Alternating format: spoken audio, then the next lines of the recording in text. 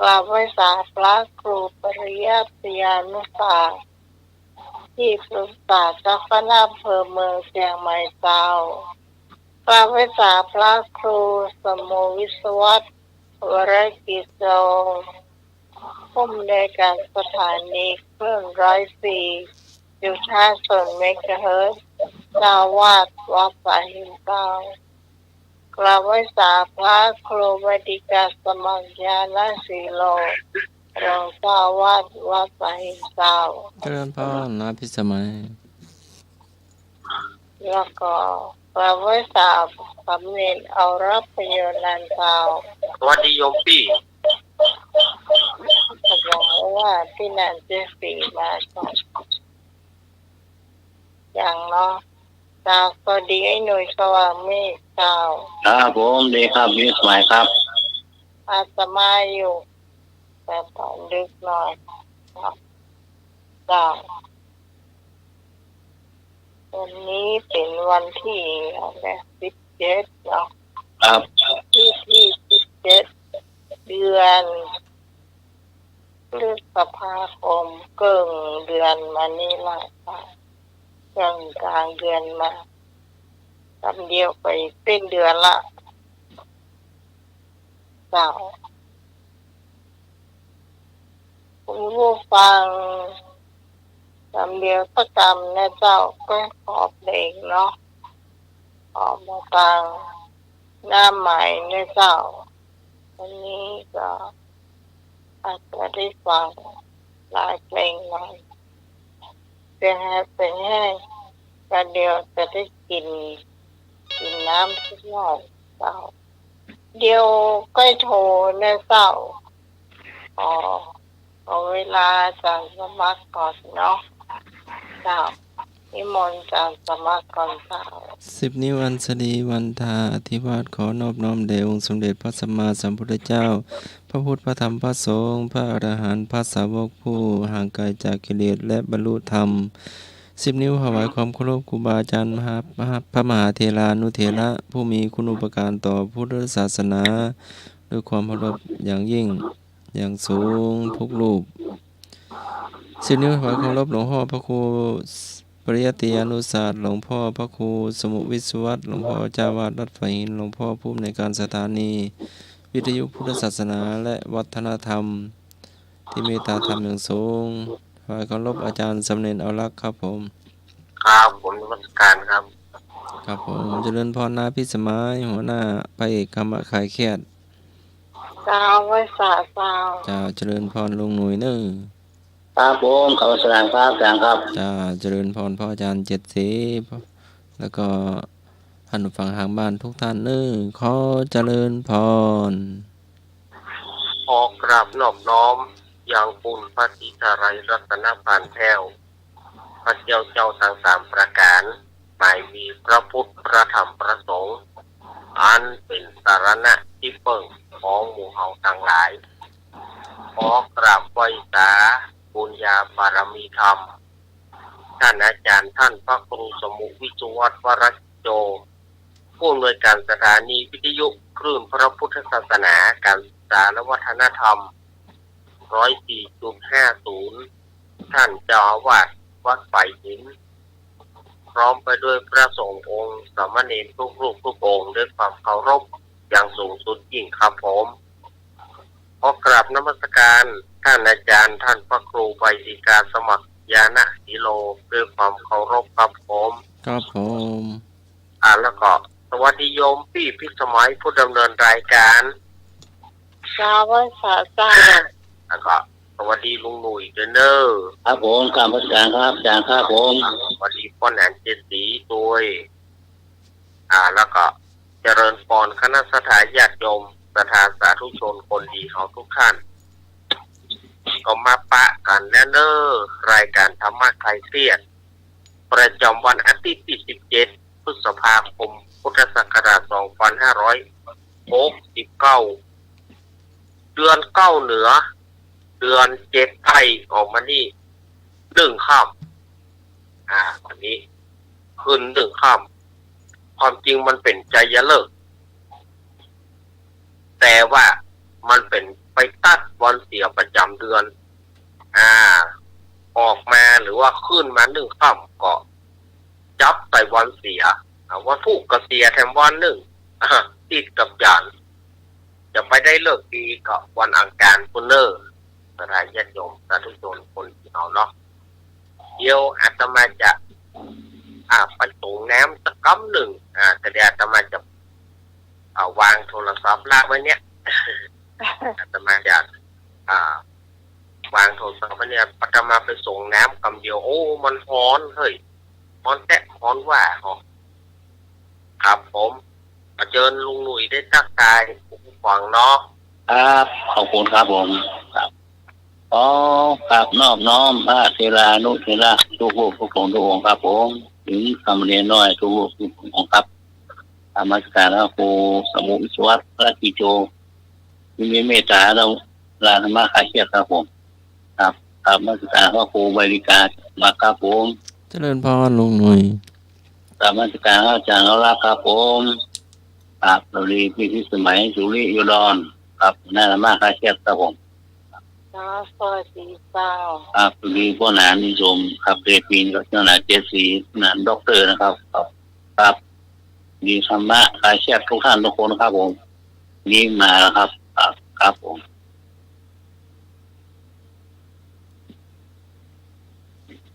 ขอเพลงเนาะ053-226-058ครับผม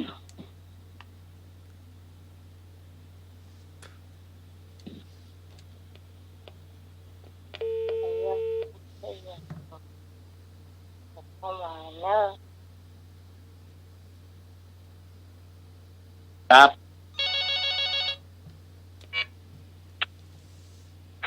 ครับผม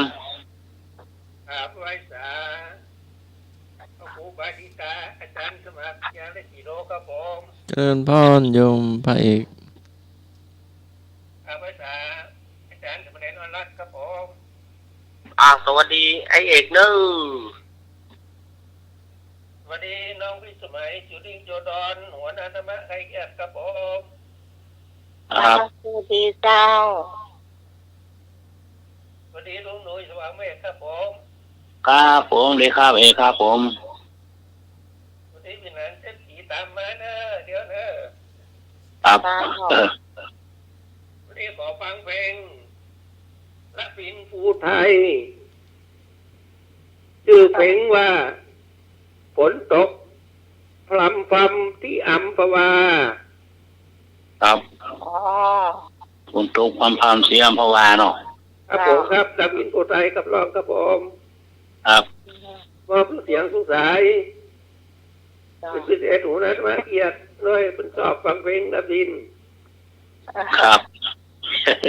ดีครับผมขอบคุณมากครับครับร้องอีกหรอ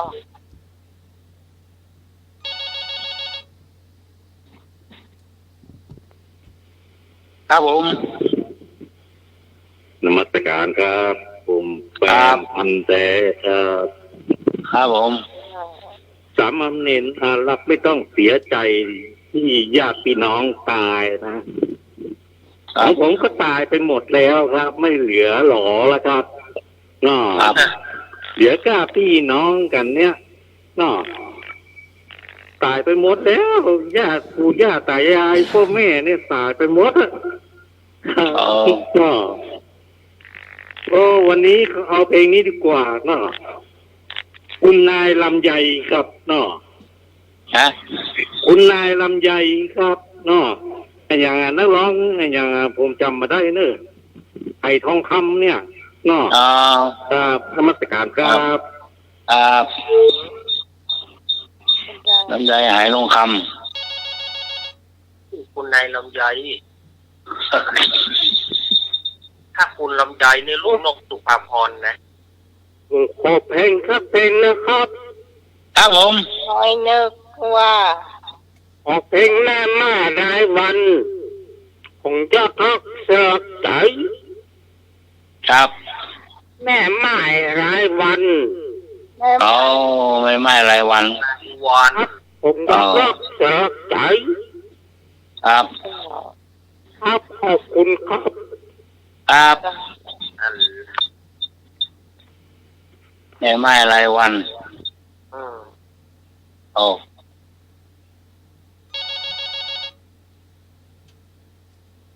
ครับ ครับกราบนมัสการพระสงฆ์องค์เจ้าสามเณรทุกรูปทุกองค์นะครับผม มาแล้ว งานธรรมะคลายเครียดทุกท่านด้วยนะครับผมวันนี้เอาเพลงลาวบุกเขียดครับ เราเกียรติ ลาวบุกเขียดของ แล้วครับ ลบพ โอนสุปัจเจริญชื่อเพลงเรา เกียบเนาะ ครับผม เราเกียรติ ทุกเสียงทุกสายมอบทุกมดเลยนะครับ เกียบเรียกว่าจานสมัครก็หายิงสายกับน้อง ข้าสมัครฟื้นไปฟื้นมานะคอมอ่ะปีนไปปีนมาดึงนี้นะข้าสมัครเนาะ จารย์สมาอุตเกียรติค่ะ ขอบคุณครับสวัสดีครับผม ครับเราบุกเกียรติมันไปมีไว้ซ่อนอะไรก็ได้ บ้านลุงลุยอยู่เลยก็แอบเอาอ่ะ ครับผม บ้านไอ้หนุ่ย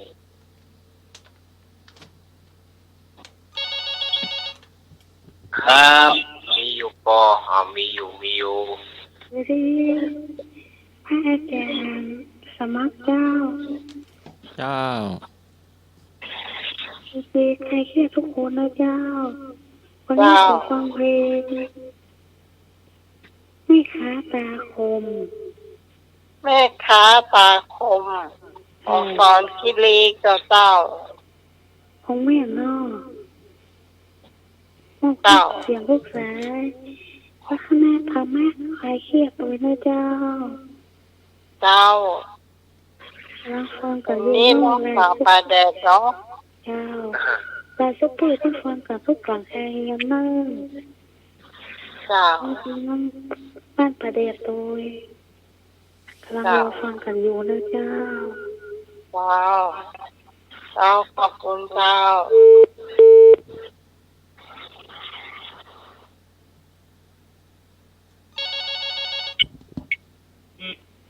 เจ้า มาแล้วแม่หลง แม่หลงวันนี้แม่หลงจะเอาเพลงดอกฟ้าเมืองไทย โอ้ ฟ้าเมืองไทยของสุ เมืองไทยเนาะ ของสุรพลสมบัติเจริญ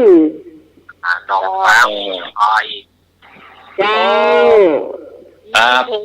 เก่าๆทั้งนั้นเลยเนาะ ก็นี่มา เป็นนักบอลทางนั้นน่ะ ครับนี่มายุคกระโนนไปกี่คูณอยู่เนาะ คุณลำไยของอาถาดน้ำปุ๊กขมวนหรอลูกสุภาพรเนี่ย ครับ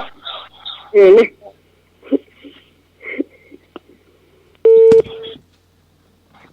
นะเปียรีเพลงหยังก็เพลงหยังสาวต้นเตา มันได้ยินเสียงหมดแล้วนะ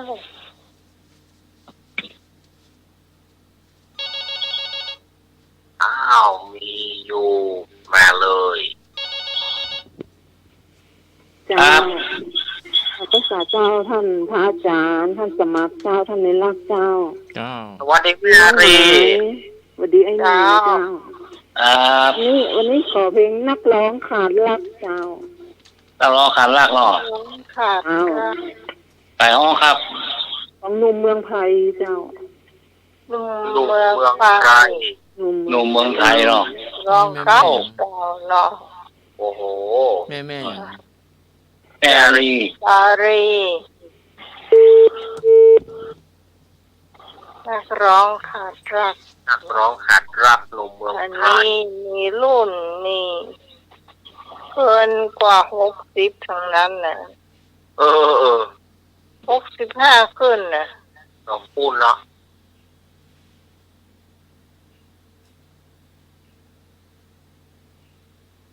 มีแค่คุณลำไยเนี่ยแหละที่มันร่วมสมัยหน่อย ครับเกินการห้ามาเนาะ ลูกนกสุภาพรนี่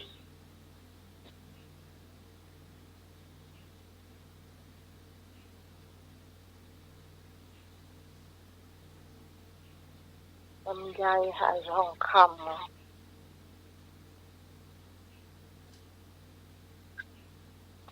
มีอยู่ก็ คุณผู้ฟังแม่สุพิษพี่ก้อน แม่สุพิษบอก แม่สุ ไอ้ พิษ แซ่บ ใจพ่อ พี่ก้อนว่าใด ตอนมาเศร้ามาพี่กรมา โอ้ กำลังนั่งกินข้าวพี่ก้อน เอา เอ้ยเอามา ค่ะ ห้ามฟัง นมัสการพระครูไปฏิกาสมัครเจ้าหน้าที่แล้วค่ะ เจริญพรก่อน นมัสการพระอาจารย์นิรักษ์ค่ะ สวัสดีแม่ก่อน สวัสดีน้องไหมจ้า เจ้า แล้ว สวัสดีอเนกค่ะ ครับผม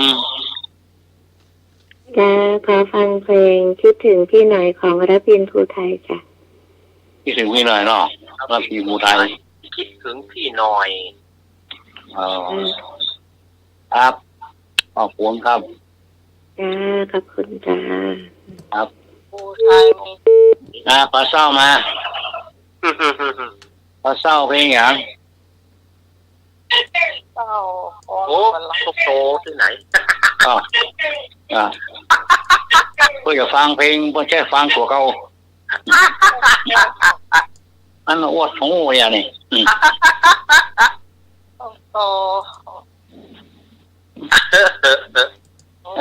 ถ้าแม่เสียงปีอ่ะอันนี้บอกฟังใครสักคนอ่ะ กลัวตุ๊กแก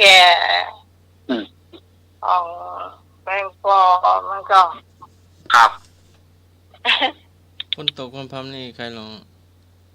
ก็ผิดภูไทยฝนตกพรำๆที่อัมพวา ชื่อเพลงเต็มมัน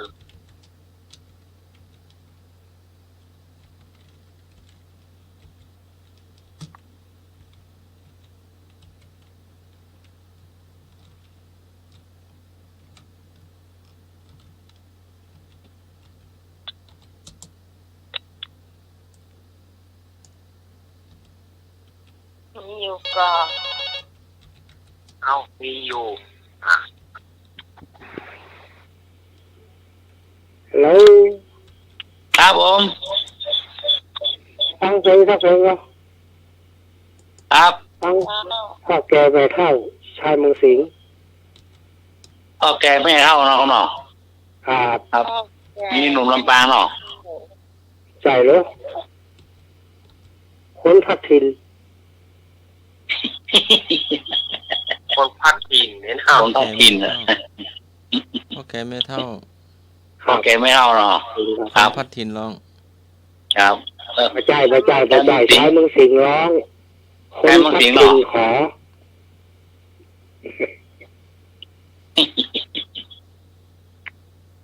โอ้แต่นี่ทำผลตรงมากขนาดน่ะ เมื่อไร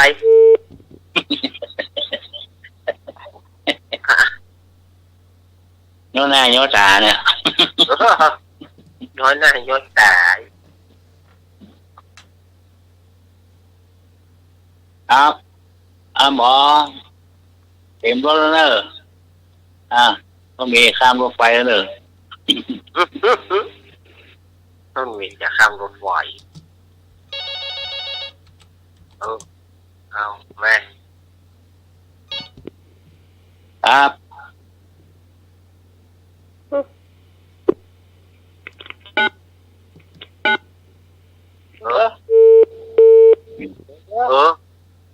ใหญ่นะ เปิดไฟเนอะ 053-226-0589ครับ อันนี้หน้าใหม่เนอะ ครับ เปิดไฟเนอะโทรศัพท์นะ กดโทรศัพท์ไปกดไปหาที่เจ้าเลย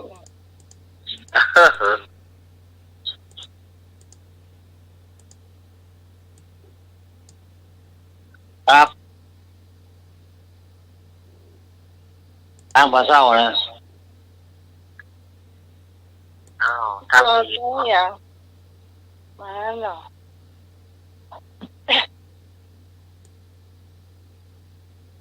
ถ้าว่ามีก็จะได้เริ่มเพลงแล้วเนอะ อ้าว ครับ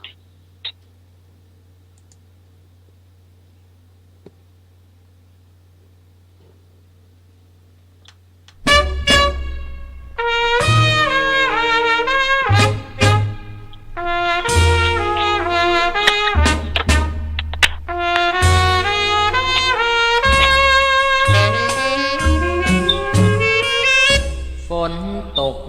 พรำพรำที่อัมพวาพี่ลองแพมาพักนอนเมื่อตอนเย็นวานเห็นสาวหน้านวลน้องพายเรือกลับจากสวนตาลยิ้มมาให้แล้วพายเรือผ่านเมื่อเย็นวานยามสนธยาพี่จอดแพคอยลอยกลางสายชนอยากเจอหน้ามนคนงามแห่งอัมพวาหลงลอยคอยเจ้าเช้าจนเย็นก็ไม่เห็นมาฝนก็พรำน้ำก็ไหลบ่าโธ่แก้วตาไม่มาสักทีน้ำในคลองแม่กลองไหลลงไหลลงไหลลงไหลลงไหลลงไหลลงไหลลงลับลา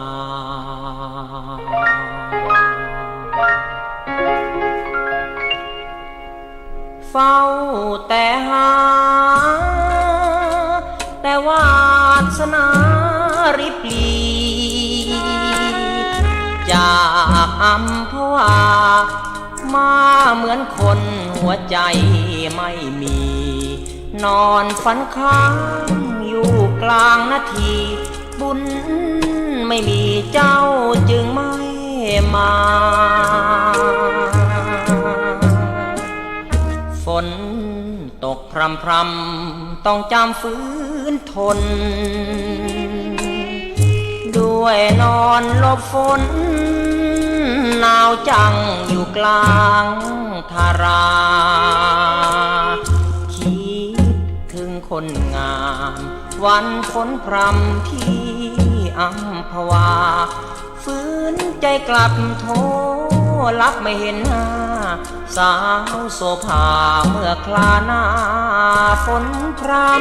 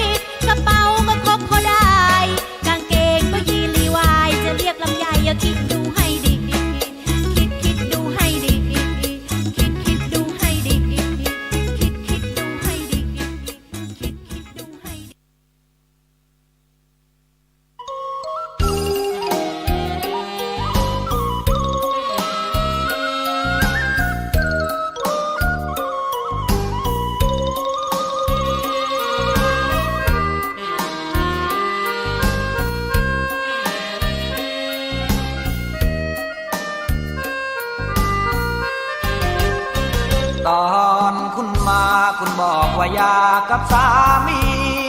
เป็นไม้มาหลายปียังไม่มีแฟนใหม่แม่ช่อชะมวงกำลังเป็นช่วงผลัดใบกระดังงารถไฟเลยติดใจหอมจังแม่แต่งเขาตายพอตกผมไม้แฟนเมิน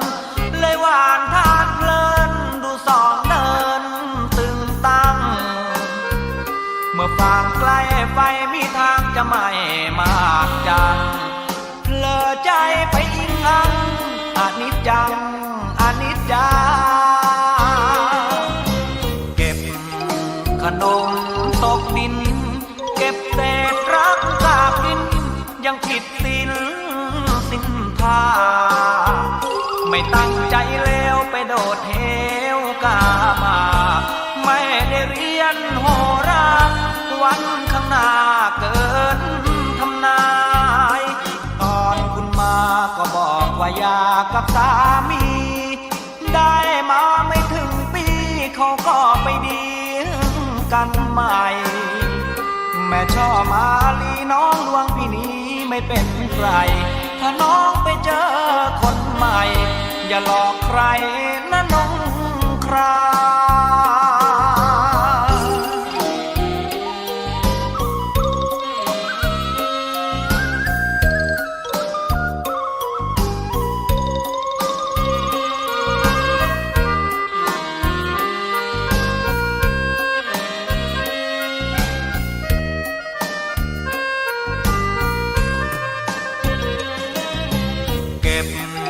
ขนมตกดินเก็บเศษรักกากินยังผิดศีลสินทาไม่ตั้งใจเลวไปโดดเหวกามาไม่ได้เรียนโหราวันข้างหน้าเกินทำนายตอนคุณมาก็บอกว่าอยากกับสามีได้มาไม่ถึงปีเขาก็ไปดี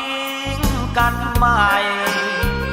แม่ช่อมาลีน้องลวงพี่นี้ไม่เป็นไรถ้าน้องไปเจอคนใหม่อย่าหลอกใครนะน้องครา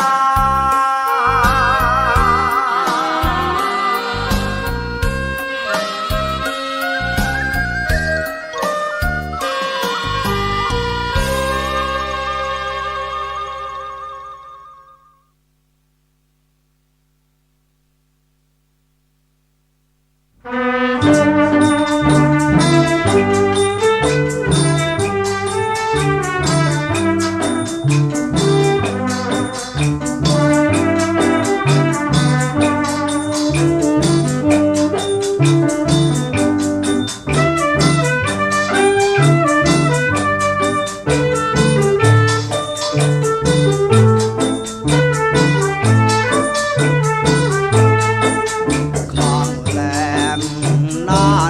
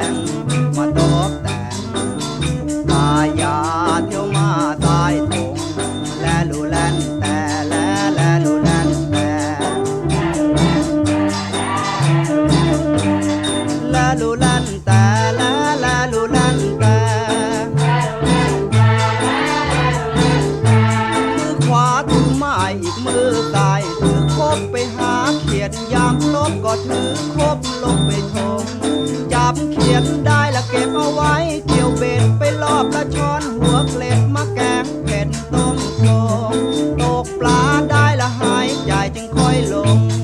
ตกปลาได้ละหายใจจึงค่อยลงได้ปลามามากหลายเอาเบ็ดสะพายจนล้างกงเดินอย่างตำริมโค้งและนุ่งสลงลอยสายโอ้ละนอ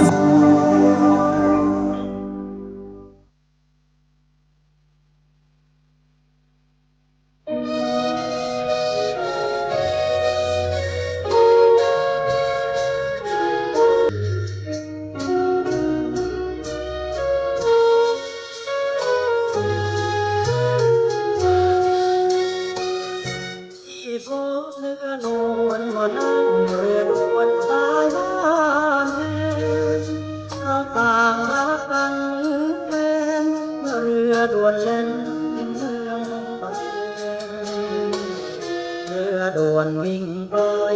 เพื่อนหัวใจพี่ต้องลุงที่ลงแม่เนื้อแม่พาป่าดาวบ้านไม่เห็นเนื้อนวลที่นั่งข้างคนใจล้นคอยหนักน้องที่ท่าเทียนเที่ยวเรือเปลี่ยนหน้าแลเรือด่วนกลับไปหัวใจที่ปวดแสนไม่พบหน้าแม่เนื้อแลแม่พาบ้านเถิดตามอ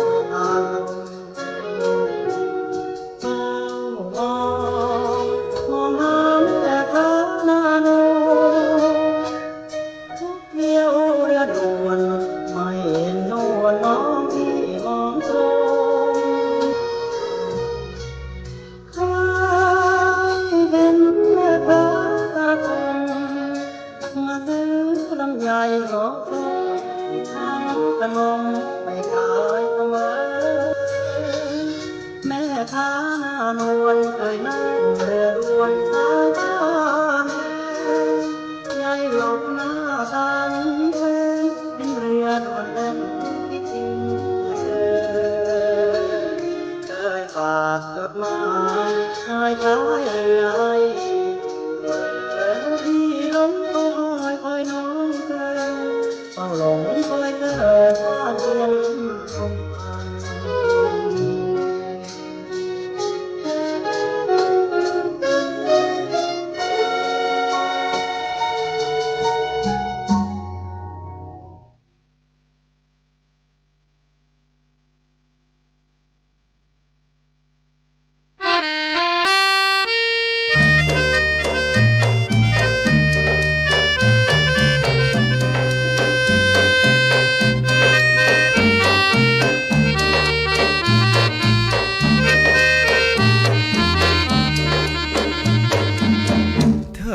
คนเดียวเท่านั้น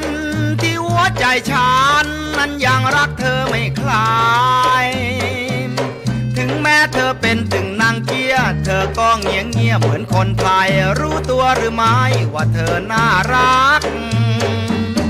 ปากเธอแดงจิ้มลิ้มวงพักของพลิมรักยิ้มฝังใจยิ่งนักยิ่งพิษยิ่งพองยิ่งมองยิ่งสวยมวยจ๋าเธองามเสียจริงที่รักผมชักใจเต้นเมื่อเห็นหน้าเธอปากคอคิ้วคางเหมือนดังใส่สีประวัติศาสตร์มีว่างามเลิศเลอแม้แต่ขุนทัพยังยอมพ่ายมอบรักใส่หยุดซบตักเธอเพราะเจอคำหวานแม่นางกล่อมใจเธอคนเดียวเท่านั้นที่หัวใจฉันนั้นยังรักเธอไม่คลายถึงแม้เธอเป็นถึงนางเกี้ยเธอก็เงียบว่าใจชายผมเสียมหล่อนั่งก็ยังรักคุณ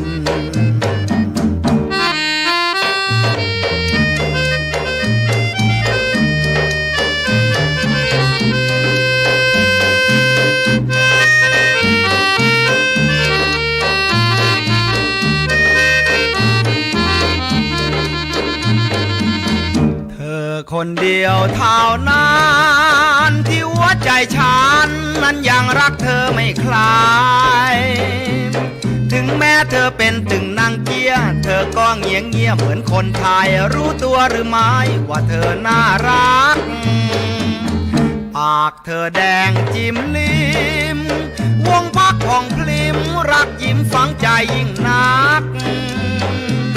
ยิ่งผิดยิ่งพองยิ่งมองยิ่งสวยมวยจ๋าเธองามเสียจริงที่รักผมชักใจเต้นเมื่อเห็นหน้าเธอปากคอคิ้วคางเหมือนดังใสสีประวัติศาสตร์มีว่างามเลิศเลอแม้แต่คุณทัพยังยอมพ่ายมอบรักใส่หยุดซบอักเธอเพราะเจอคำหวานแม่นางกล่อมใจเธอคนเดียวเท่านั้นที่หัวใจฉันนั้นยังรักเธอไม่คลายถึงแม้เธอเป็นตึงนางเกี้ยเธอก็เงียงเงียบาดใจชายผมเสียมหล่อนังก็ยังรักคู่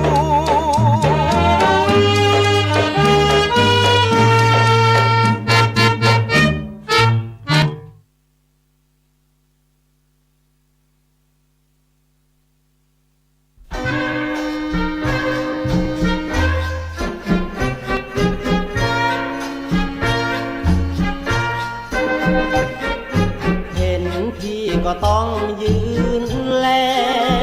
ช่างสวยแท้นั้นลูกสาวของใครจมูกก็โด่งคิ้วโก่งชวนแลสวยแท้งามแท้เคยมีแฟนบ้างไหมถ้ายังไม่มีหัวใจพี่ยังว่างขอบอกน้องนางว่ารักกับพี่เอาไหมก็เป็นนักร้องแล้วนวลน้องทำงานอะไรพี่อยากให้น้องมาอยู่กับพี่มาเล่นดนตรีพินสีวิชัยจะหัดให้น้องร้องเพลงให้เก่งน้องเพลงพี่เพลงก็ร้องแก้กันไป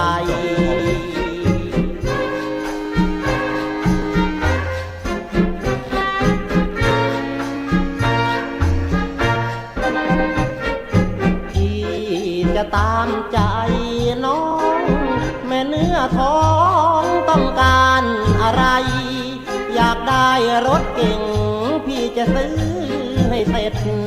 อยากได้แหวนเพชรพี่จะหามาให้ขอเพียงน้องรักนักร้องลูกทุ่งจะเก็บเงินใส่ถุงฝากธนาคารไทยรักกับพี่เถิดน้องนักร้องไม่เคยหลายใจถ้าหากว่าน้องตกลงรักพี่เรามาเล่นดนตรีหากินกันไป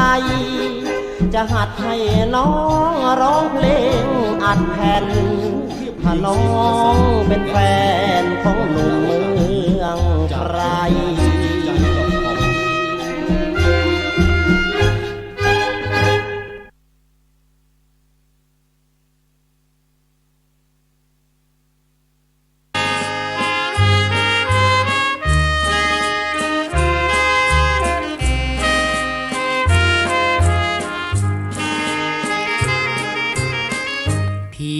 จนไปน้อยถึงคอยไม่ไหวปล่อยไปตามกรรมเพราะบุญเราทำร่วมกันแค่นี้ลาก่อนแม่สาวในตาสีโศกขอให้โชคดีแล้วนึกถึงพี่เพียงวันละหน่อยโบกมืออำลาน้ำตาร่วงไหลหักใจมองเมินเสียใจเหลือเกินด้วยเงินเราน้อยน้ำตาที่ไหลจนนองใบหน้าใช่มาซ้ำอ้อยเพราะจนไปหน่อยน้อยใจน้อยใจเขามาทีหลังพี่ตั้งนานชาวบ้านก็รู้แต่แล้วพี่สู้เขาไม่ได้อ อำนาจยศถาบรรดาศักดิ์ตัดรักแรมไกลตั้งแต่นี้ไปเหมือนเส้นขนานพี่จนไปน้อยแงนคอยอกหลุดเลยลอยไกลขอเพียงเสี้ยวใจจากแม่จอมขวัญจงแบ่งใจนึกและคิดถึงพี่เพียงปีละวันถึงจะไกลกันชื่นใจคนจน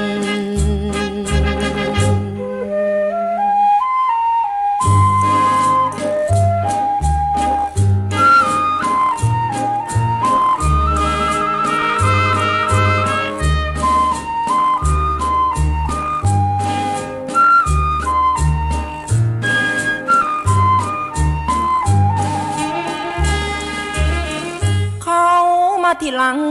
พี่ตั้งนานชาวบ้านก็รู้แต่แล้วพี่สู้เขาไม่ได้อำนาจยศถาบรรดาศักดิ์ตัดรักแรมไกลตั้งแต่นี้ไปเหมือนเส้นขนานพี่จนไปน้อยแงนคอยอกหลุดเลยลอยไกลขอเพียงเสี้ยวใจจากแม่จอมขวัญจงแบ่งใจนึกและคิดถึงพี่เพียงปีละวันถึงจะไกลกันชื่นใจคนจน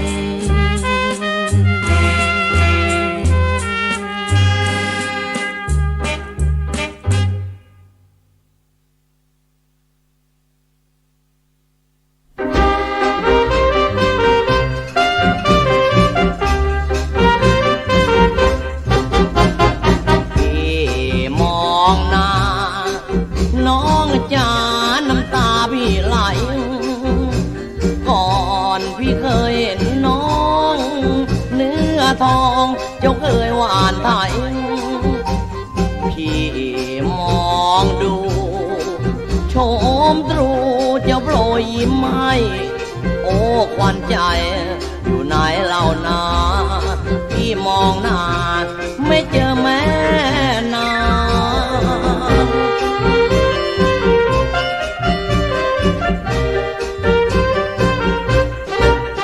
ข่าวว่า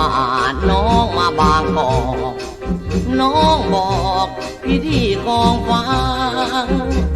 ว่าจะไม่ลืมละท้องนาโอ้น้องจ๋าเห็นใจละพี่บ้างก่อนพี่เคยไทยทาน้องรักเจ้าช่วยทางทางเดี๋ยวนี้ยาปล้องเต็มนาโอ้น้องจ๋าช่างไม่เหลียวแลบ้างทิ้งให้ท้องนาตกเป็นป่าร้างโอ้น้องนางใครจะทางทำนา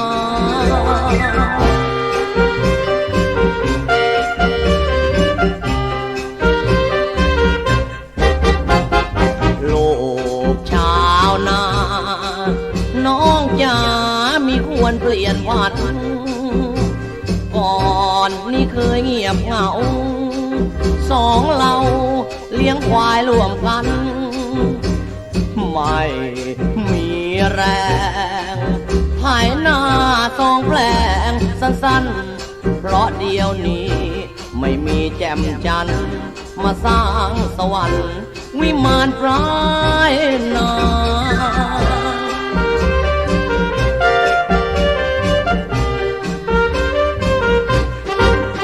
ส่วนพ่อน้องลือก็แก่แม่น้องก็เดินช้าตื่นเช้าพ่อเจ้าก็ยุ่งแกก็มุ่งจูงควายสู่นาแม่น้องยังมาส่งข่าวทุกเช้าแสนเหนื่อยเมื่อยล้าพี่เห็นแล้วให้สงสารแกเคยหวานให้พี่ไล่ควายมายายน้องเชื่อนแช่พ่อก็แก่แม่ก็ชราโอ้การดากลับมาเธอนะนวลจันทร์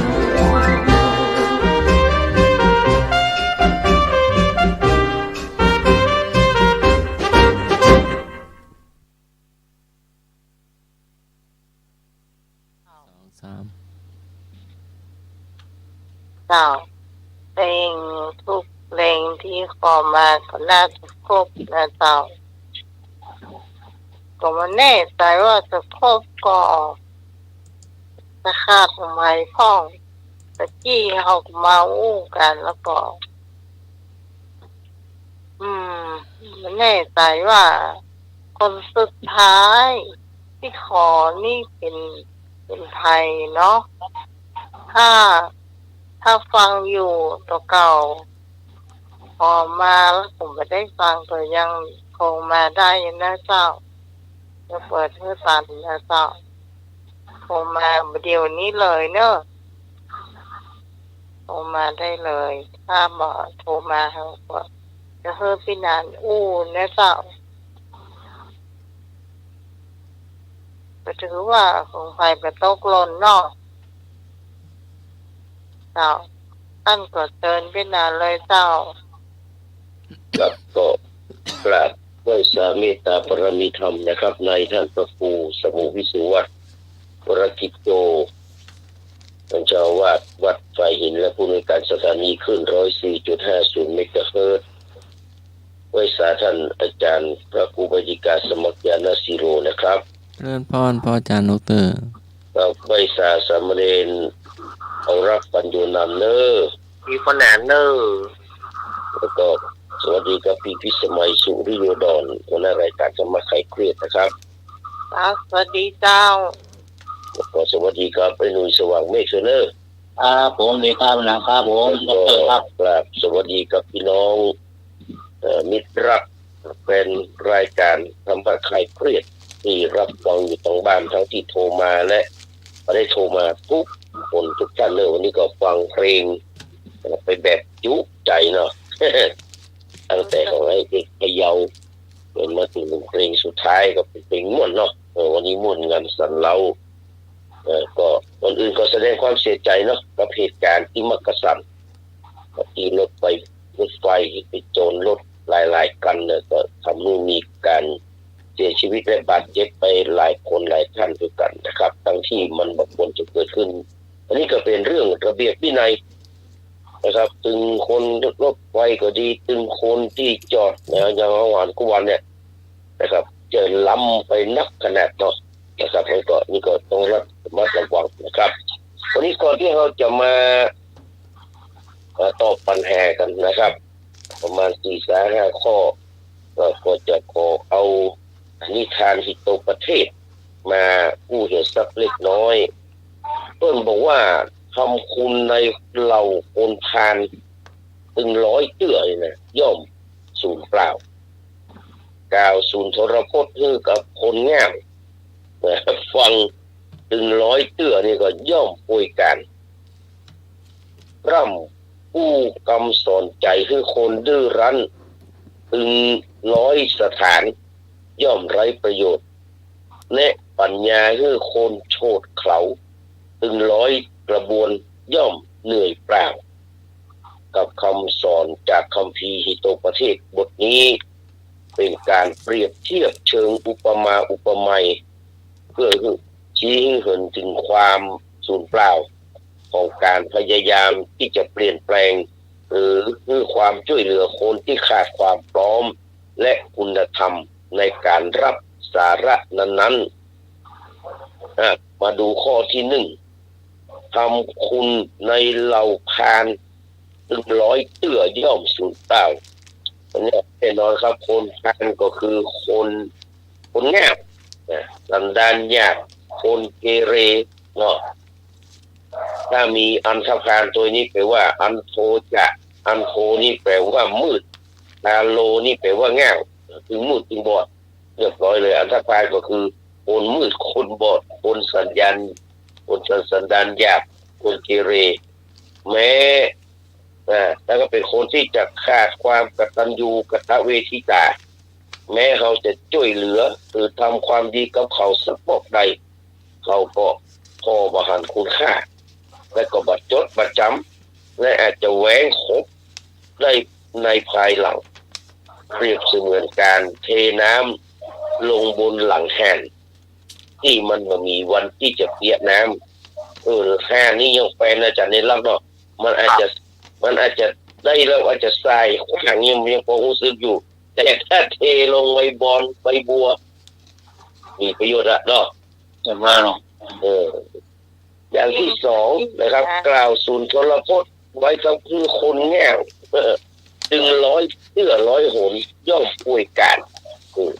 คนว่าคนโง่เขลาในที่นี้หมายถึงคนที่ปิดกั้นปัญญามาเปิดการรับรู้เนาะมาเปิดรับความรู้เป็นเรียกว่าเป็นน้ำเต็มแก้วนะน้ำล้นแก้วใส่ไปถึงมาได้ละการอู้จาด้วยเหตุด้วยผลรับการหรือโอวาทที่ลึกซึ้งสุขุมคำพีรภาพขนาดไหนย่อมบ่เกิดประโยชน์ใดๆเพราะสติปัญญาของเขาบ่สามารถประมวลผลหรือทำความเข้าใจสิ่งที่มีความซับซ้อนได้อย่างที่สามพร่ำอู้คำสอนใจคือคนดื้อรั้นทำพระเนี่ยคนดื้อรั้นสุวัจโจนี่คนสอนง่ายนะคนดื้อรั้นนี่เขาอู้ไปสอนไปตั้งร้อยสถานก็ย่อมไร้ประโยชน์คนดื้อรั้นคือคนหัวแข็งเป็นคนมีทิฏฐิมานะภาษาอังกฤษว่าอีโก้เนาะอีโก้สูงคือหมู่เฮาพยายามอธิบายสิ่งที่ดีงามมีเหตุมีผลหรือว่าเตือนสติโดยวิธีที่แยบยลสักมอกใดเขาก็จะดึงดันทำตามใจตัวเก่าหรือยึดความคิดเห็นของตัวเก่าเป็นใหญ่เสมอไม่ยอมรับฟังคำแนะนำของคนอื่นอย่างที่สี่แนะปัญญาหรือว่าความรู้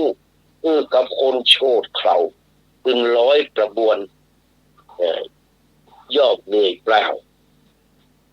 ความโฉดเขลาก็คือการขาดวิจารณญาณว่าขาดโยนิโสมนสิการเนี่ยการพยายามชี้ทางสว่างแนะนำวิธีแก้ปัญหาหรือมอบวิสัยทัศน์กับคนที่ขาดพื้นฐานทางความคิดย่อมทำให้คนที่สอนเนี่ยเสียแห้งมาได้ ตีซอคือควายฟังเนาะก็ผู้รับสามารถนำไปประยุกต์ใช้ให้เกิดผลดีขึ้นมาได้ดังนั้นก็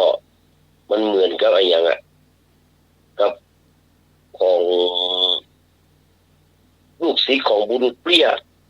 อาจารย์นิรักษ์เคยได้ยินกันนะลูกศิษย์ของบุรุษเปรี้ยเนาะบุรุษเปรี้ยนี่เป็นคนที่อัปลักษณ์นะรูปร่างหน้าตาก็บดีแข้งขาก็ง่อยเปรี้ยอย่างเจ้าหมดแต่ว่าอาศัยมีวิชาในอดีตการที่เพิ่นเป็นเขาเรียกว่าเป็นคนที่ดีไม่หีหนักเก่งอยู่ในกรุงพาราณสีดีปวดคือจะดีเป็นหู้ไปอย่างก็ได้ดีใส่ใบโพอย่างต่างๆเนี่ยใบอย่างต่างๆใบต้นโพต้นไทรต้นอย่างต่างๆแต่ละออนี่หึงขันแหลกวันหนึ่งละออมันก็ยกบุรุษเปี้ยนะขึ้นรถแล้วก็พาไปยังต้นไทรใหญ่ซึ่งอยู่ใกล้ประตูเมืองเงินครับบุรุษเปี้ยคนนั้นก็เดียวแล้วก็บอกคือดีกรวดไปที่ใบไทรเป็นลูกต่างๆบอกว่าเป็นช้างม้างัวควายนกหนูกระต่ายก็ตามใจที่ต้องการบุรุษเปี้ยก็เนี่ยได้กูอย่างดีได้กูอย่างขณะที่กำลังดีอยู่เพลินๆเนี่ยพอดีมีพระราชาเสด็จผ่านมาไอ้มูละออนก็ไปหนีไปหมดก็กลัวตำรวจไหวตำรวจไหวสมัยแต่ก่อนพูดว่ามันจะมีกำไหวมาตัวนะบุรุษตำรวจของพระราชาเนี่ยมันจะกำไหวมาตัวถ้าไฟลบเรื่องลบประตังก็จะโดนฟาดมูละออนมันก็หนีหมดอะแต่บุรุษเปี้ยหนีบัดทันแน่นอนเลยนอนกิ้งเกือกอยู่ที่ใต้โคนต้นไทรน่ะกูเนี่ยได้กับว่าจ้างเนี่ยพระราชาได้หั่นเข้าใส่ไปพอหั่นใบไม้เป็นรอยทะลุเป็นลูกต่างๆเนาะก็ชงนพระไทย ก็เลยตัดถามว่าไผมันเนี่ยอย่างอี้เนี่ยไปได้ยังทำได้แบบนี้เนี่ยก็พนักงานหรือว่าตำรวจก็ทูลว่าบุรุษเปี้ยพระเจ้าข้าเป็นคนเนี่ยนี่ล่ะพระราชาก็เลยรับสั่งให้บุรุษเปี้ยเข้าเฝ้าตัดถามความจริงโดยตลอดแล้วก็ตัดว่าโอ้นี่นะท่านอาจารย์หรือว่าปุโรหิตของเขาเนี่ยนะคนหนึ่งมันปากจัดขนาดนักเวลามันอู้แล้วคนอื่นบ่มีโอกาสจะได้อู้แล้วท่านพอจะทำให้เขาได้เงียบเสียงได้ก็บุรุษเปี้ยก็ว่าถ้าเสาะขี้แปะมาสักน้อยนี่นะสักคะแนนหนึ่งนี่เนาะก็จะทำให้บุโรหิตนั้นเงียบเสียงได้พระเจ้าค่ะพระราชาก็เลยรับสั่งให้นำบุรุษเปี้ยนั้นเข้าไปในพระราชวังทรงกั้นม่านแล้วก็เจาะหูบุรุษเปี้ยนั่งทางในม่านตรงกับรูม่านนั่นพอดีแล้วก็รับสั่งปูอาสนะอย่างดีสำหรับต้นทัพปุโรหิตแต่นอกม่านก็นั่งตรงที่หูได้เหมือนกันเมื่อปุโรหิตมาเข้าเฝ้าก็ทรงสนทนาด้วยนะครับตอนวันได้อู้จากับปุโรหิตนะปุโรหิตก็อู้อย่างคนเดียวพระราชาถามปุ๊บนี่ตอบปุ๊บก็เริ่มอู้คนเดียวบ่หยุดปากเหมือนเต้าปุโรหิตเปี้ยก็ได้ดีขี้แปะไปทีละก้อนเข้าปากปุโรหิตปุโรหิตก็ลืนขี้แปะเข้าไปในท้องทีละก้อนจนหมดทนานเต็มท้องพระราชาก็รู้แล้วว่าขี้แปะหมดแล้วก็เลยพูดกับปุโรหิตว่าท่านอาจารย์ท่านลืนขี้แปะเข้าไปตั้งนักหนาป้านะเพราะว่าท่านปากจัดแค่ว่าคืนลืนเป็นนักกว่านี้แล้วท่านอาจจะสามารถจะย่อยขี้แปะได้ไปเถอะไปกินแฮมเหียไปกินนะไปโจ๊กคอแหกเหียเพื่อจะได้หายโรคแล้วลงหน่วยขี้แปะเองขี้ปุ่ม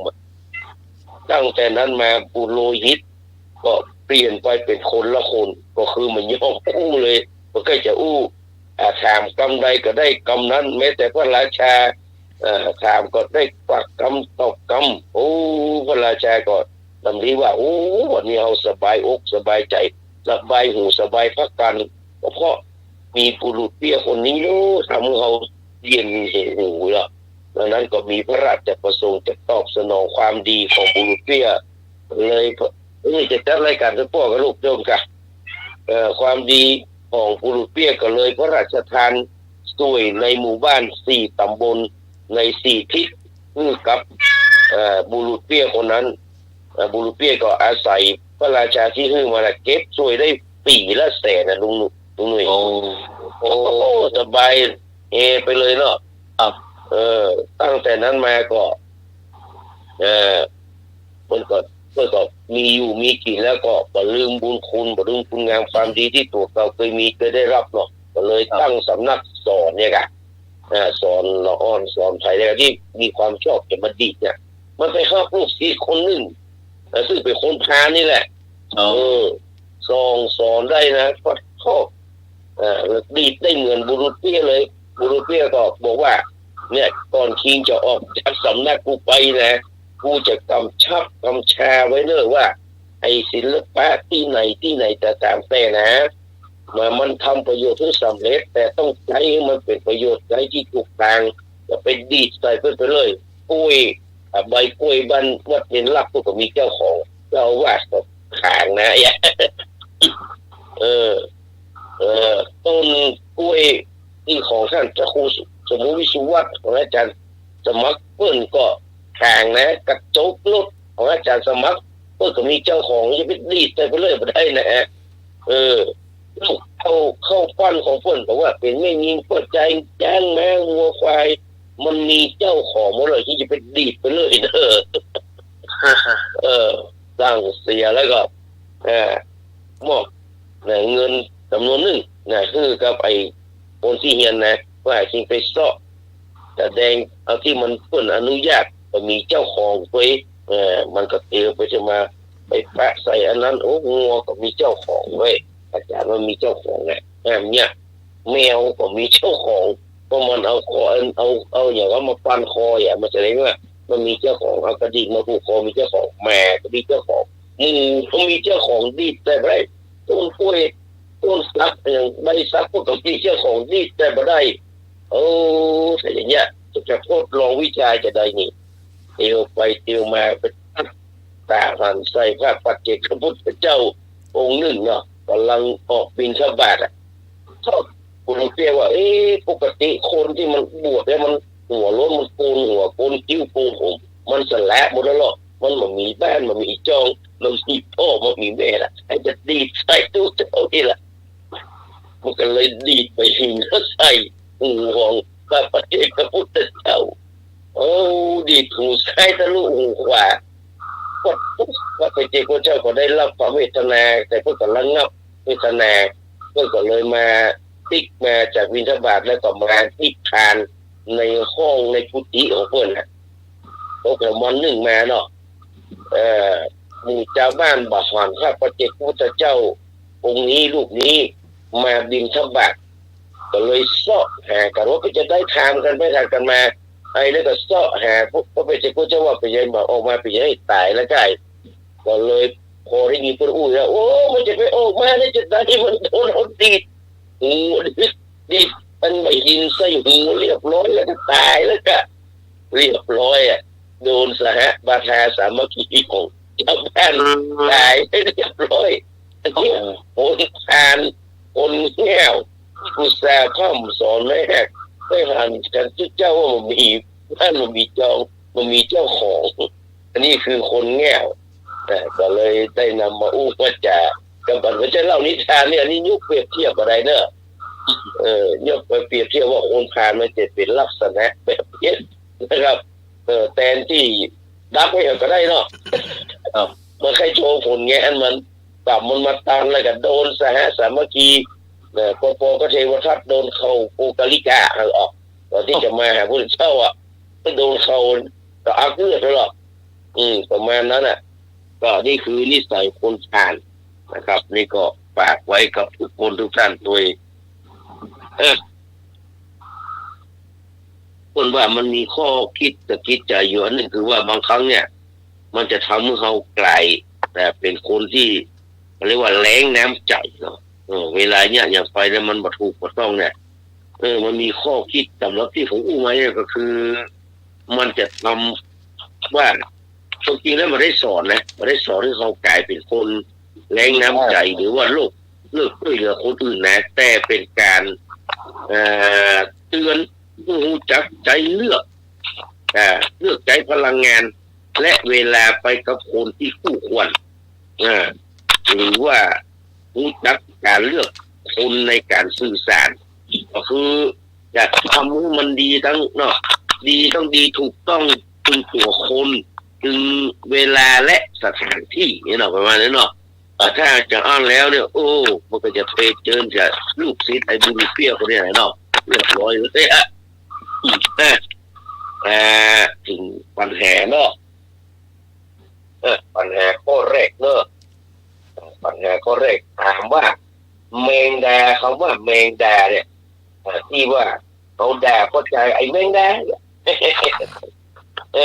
ถามว่ามันเป็นแมงดาไอ้เนี่ย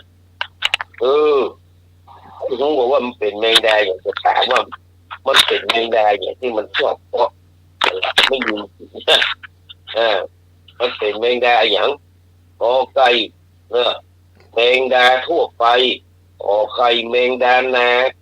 คอควายแมงดาน้ำจืดงองูแมงดาทะเลเดี๋ยวเขาด่าเข้าใจด้วยเพราะมีจริงๆเนี่ยเป็นแมงดาอย่างแมงดาทั่วไปแมงดานาแมงดาน้ำจืดแมงดาทะเลก็เป็นแมงดาอย่างเดียวมุจาราเนาะตื่นตอบกันเนาะเพราะว่าพี่เจอคำตอบที่บ่เหมือนอันหนึ่งเจ้าแล้วคนอื่นตอบกันเนาะ053-226-0589เอามาเลยเนอะ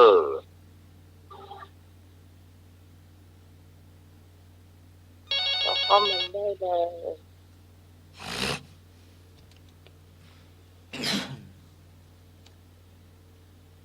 ก่อนว่าแมงดาบุ้มซ่องนะที่ผมไปแอร์ซ่องก่อนนะสมัยเป็นนมเนี่ยมันเป็นแมงดาอย่างมันเป็นแมงดาเนี่ยถ้ากินแต่มันเป็นแมงดาอย่างเพื่อนเอามาจากคำว่าแมงดาอย่างหมูเนี่ยนั่นสเตทฮะพ่อหมูอ่ะ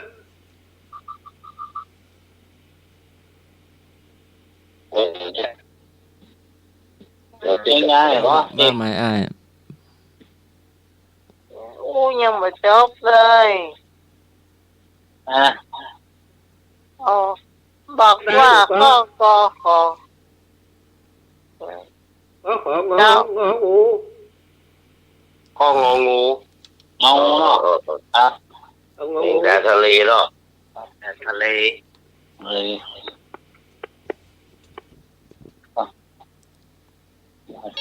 นะ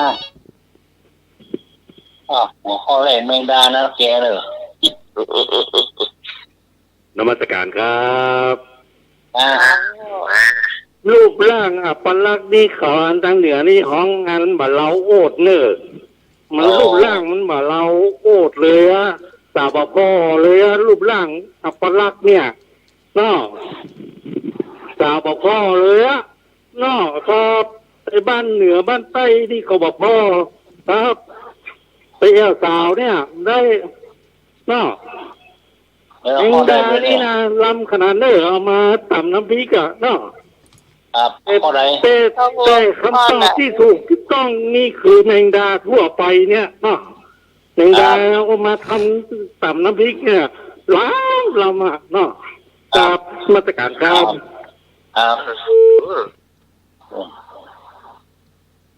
กอไก่ครับผมครับร้อยคอควายครับผมออกไปเนาะครับผมอมจังคงจ้ะครับออกไปออกควายตั้งแต่น้ำจืดเนาะเจ้า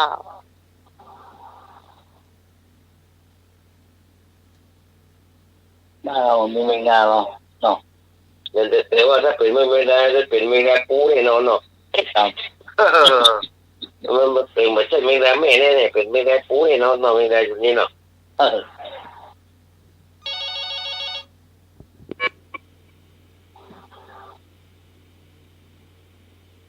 ครับครับผมทานตับข้องงูเด้อแมงดาทะเลเจ้าครับ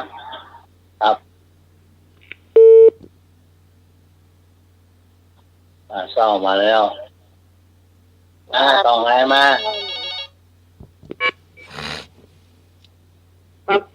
ตะบงก็เอาแมงดาทะเลนั่นเด้อข้องงูครับเจ้าตัวผู้ดมดังหรอ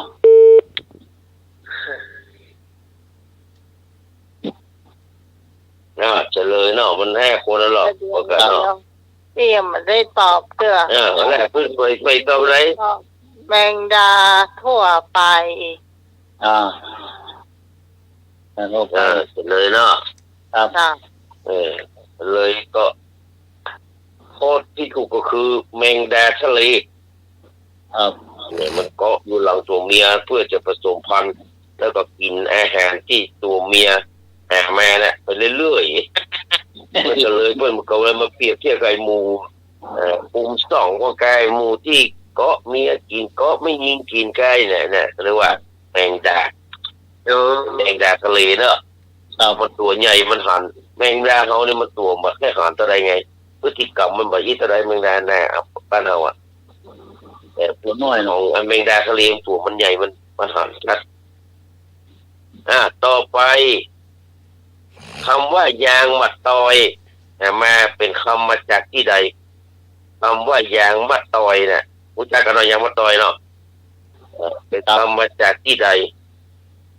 กอไก่ใต้กอไข่ภาคเหนือกอควายฝรั่งเศสงองูมาเลเซียคำว่ายางมัดตอยเป็นคำที่มาจากที่ใดกอไก่ภาคใต้ขอไข่ภาคเหนือกอควายฝรั่งเศสงองูมาเลเซีย ยางบัดต้อย จะได้รู้จักยางบัดตอยอ่ะ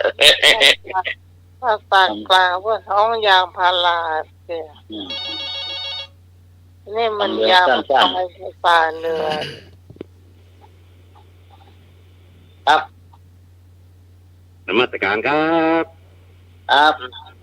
อ้าว มาจากอันเสือเหลืองครับมาเลเซียครับเสือเหลืองครับน้อครับนมัสการครับ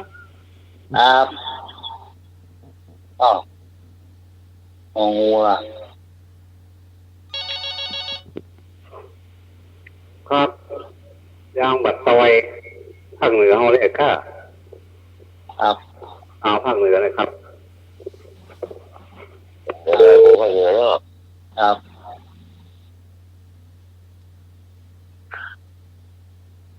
อ่า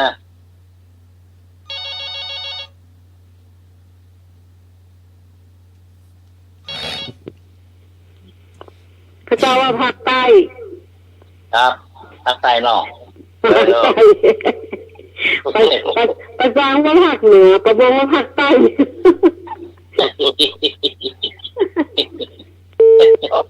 มันได้ติดแค่เรียบร้อยเลยนะซักบออะไรก่อนอ่ะ อ๋อ มาเลย เป็นขยมอยู่ในวัดเนี่ยเขามานี่เทยางไอ้พวกเนี่ยหน่อมใส่นี่เรียบร้อยแค่ร่างกายแค่จีวรเขาเรียบร้อยหมดอ่ะ โอ้คู่หัวกันหัวกันไปหาเขาอ่ะ มีใครต้องแฮม เอาจางยางบัดต้อยเหรอ เอาปักใต้ไปก่อนนะครับ ปัจใจแล้ว ใต้เนาะ แต่ก่อนไปสร้างทางมาผมนี่เปิดเอามาลงอิสรูเป็นต่างทางยังไงนะของเคลื่อนไป เอาเวลามันน้ำโคกมันปุดก้อนนี่เขาจะไปเอาไม้ไปแทะเอาไปใส่ยาน้ำโคกอาบน้ำนะครับ ได้ละ เอาปักใต้ก่อน จะนึกว่าใจขี้ควายอีกจะนึกว่าใจขี้ควายใช่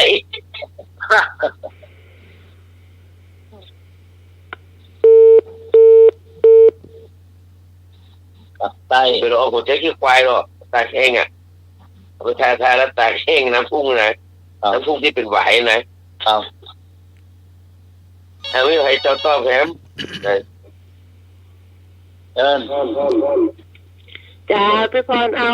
ฝรั่งเศสดีกว่าเจ้า ครับฝรั่งเศสเนาะ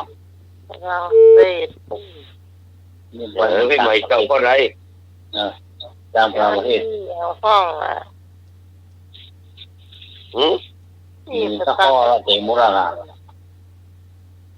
ก็ไก่ยังก็ ภาคใต้ ขอ ใต้ ควาย ภา ภา ค ค เห เห นื นื อ อขอควายฝรั่งเศสของงูมาเลเซีย ยาภาคเหนือเนี่ย ครับ เหนือเนาะ ยำตอยหรอก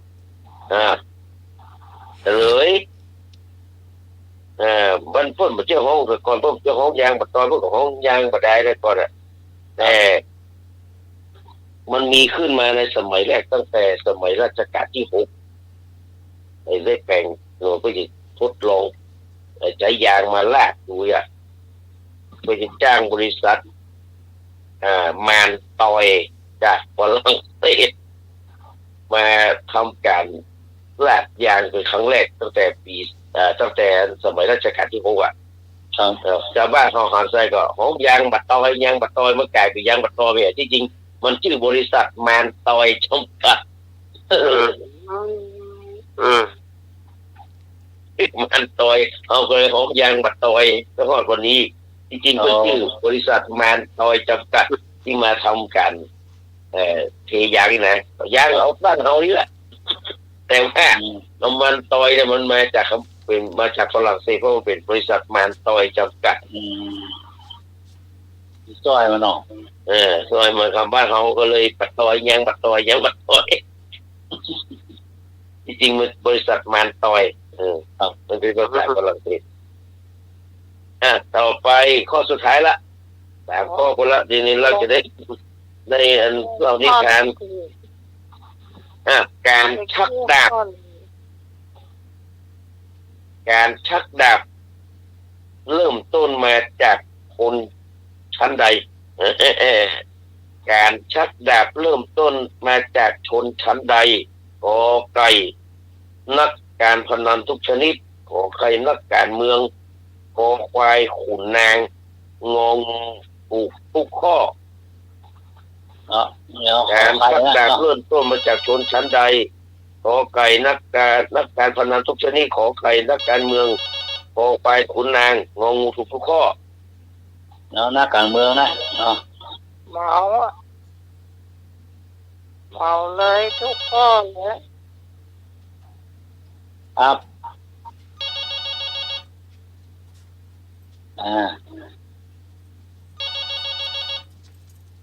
ครับครับเอากอไก่แล้วกันการพนันมาจักดาบกันนะครับ เล่นมวยกับจักเนาะเล่นมวยกับจักเล่นไฮโลกับยึกกับยักษ์เขาเนาะตั้งกับจักดาบกันนะเนาะเล่นมวยกับยักษ์เล่นไม้กับยักษ์อะเล่นมวยกับจักดาบเหรอเนี่ยหมดอ่ะกินก๋วยเตี๋ยวกับจักดาบก็มีครับก็นมัสการครับคำตอบสุดท้ายคือถูกหมดอ่ะเนาะหมดอ่ะทั้ง4 ข้อ3 ข้อนะหมดเลยครับนมัสการครับ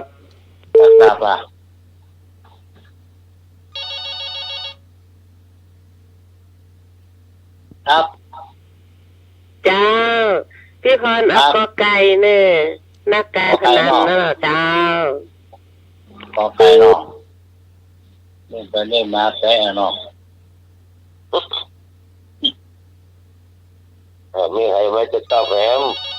ก็สุดท้ายแล้วเอาอันใดดีอ่ะระหว่างกอไก่กับงองูอ่ะมันก็เหมือนกันหมดเลยเนาะมันมีมาทุกยุคทุกสมัยอ่ะดูทุกข้ออู้อยากนะหรออู้อยากนะไม่ใช่อันใดอันหนึ่งนะมันต้องแม่นกันหมดเลยถ้าเขาอู้ไก่เขาเหลือกับแจ้งดาวกัน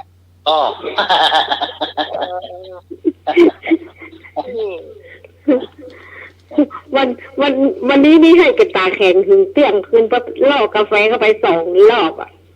อีกาเนี่ยไปประชุมว่าไอ้ที่คุ้มผู้คำว่าเลี้ยงเบรกอ่ะไม่เจ้าเขาไม่ได้กินกาแฟนะไม่เจ้าไม่ได้กินกาแฟไปถึง10 โมงป่ายนะเป็นเลี้ยงเบรกจดกาแฟก่อนไม่ตอนมากินข้าวตอนแล้วสัก2 โมงป่ายเป็นเลี้ยงเบรกเห็นจดเห็นแก้ววันนี้ฮ้อนก่อฮ้อนเลยจักนักเต็มที่เนาะดึงให้รับกันแล้วมาหาวกันแล้วนะวะนะดึงวันนี้แค่นอนฟังตรงนี้หลับไปแล้วเจ้าก็เหี่ยวในรับไปแล้ววันนี้เหี่ยวเที่ยงคืนอยู่ครับเจ้าครับข้อไหนนี่ต้องข้อไหนหรือว่าเป็นข้องูกันแล้วกันเนาะครับอาจจะเข้าแหมเราจะเฉลยละท้ายเนอะข้อท้ายเนอะตอนมาอย่างมาจักดาบเนอะจักดาบเป็นยังไงจักดาบเนาะพกดาบมาตัวอย่างจะสมาข้ออะไรจะสมาข้อไหนแต่ก่อนมันมีเฟ้งเนี่ยเฟ้งชื่อเฟ้งว่าเฟ้งซักดาบนะไผ่ลอกมาลูกนะฮะซักดาบอะไรก็ซักดาบแต่เฟ้งเนี่ย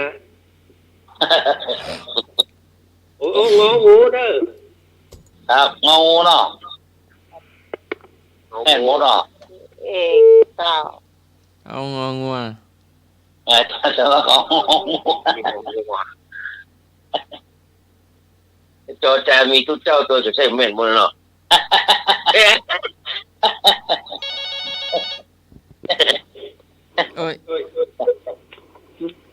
จ้าพี่กอนจ้าไปก่อนก้าวข้างงอจ้ะ เพลงชักดาบนั่นผมว่าเขากินยำงูกันเลยแหละงูเห่ายำได้เนอะแต่ว่างูสีพิษพระราชบัญญัติเนอะชักดาบอะไรก็ชักดาบกินได้แต่ว่าห้ามพูดนะสวัสดีพี่นาย74ค่ะสวัสดีครับผมพี่กรณ์ครับโอ้ไม่มีกูสักดาบพรพนมไพรอ่ะจะฟังกะ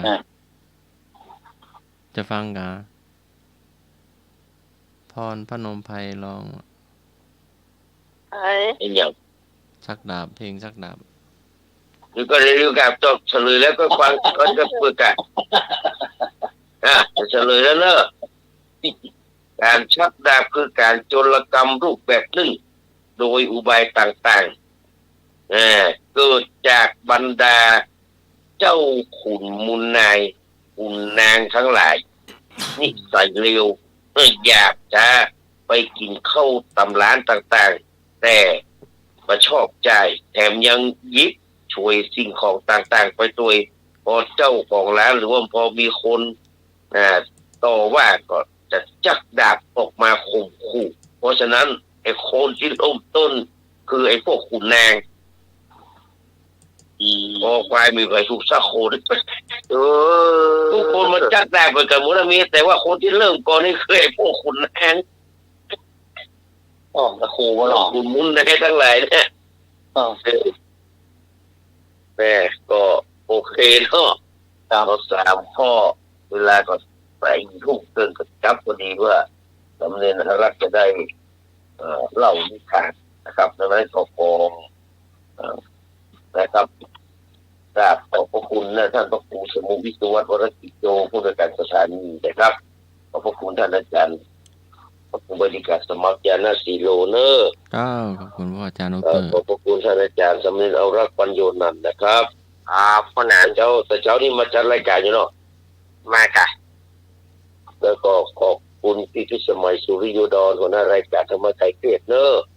เจ้าขอบคุณเหมือนกันเจ้าขอบคุณลุงนุ้ยสว่างเมฆเนอร์ครับเด็กค่ะแต่เราเปิดครับขอบคุณทุกคนทุกท่านที่โทรเข้ามาตั้งแต่ไอ้เอกที่ก่อนพี่พรโอ้หลายก่อนวันนี้ก็มีพี่อารีเรือไม่เนาะครับแล้วก็ไอ้พงโอ้หลายคนนะครับที่โทรมาในวันนี้ทั้งขอเพลงแล้วก็ตอบปัญหาแล้วก็ขอบคุณท่านที่ติดตามรับฟังรายการเป็นไซเลนเมมเบอร์คุณสงบต่อโทรฟังอย่างเดียวกินนักนะครับผมถึงนี่ก็คือรับดีฝันดีมีโชคมีใจไปยังไม่ได้ไปใส่ดอกอินทรีย์ก็ไปเนื่อค้างเวลาเมื่อกี่วันแล้วครับวันนี้ก็ลาจากท่านผู้ฟังไปก่อนนะครับวันเสาร์หน้าทิศหน้าถ้าบัดนี้ภารกิจไหนก็จะได้มาดำเนินรายการต่อครับวันนี้ขอกราบนมัสการขอบพระคุณและกราบสวัสดีครับขอบคุณเจ้าคุณพี่นานด็อกเตอร์นะเจ้าคืนนี้เอาก็ได้เอาอย่างเจ้านี่ไม่ได้ไปใส่สันดอกเนาะน้องสาวเพิ่นไปแล้วเขาอยู่บ้านก็ได้ไหวอยู่ทางบ้านเนาะยกมือเนาะไปที่นานเพิ่นนั้นวัดเก่าเมื่อคืนน่ะโอ้ดีม่วงคนที่เพิ่นบ่มีโอกาสได้ไปคือเห็นน้องเจ้า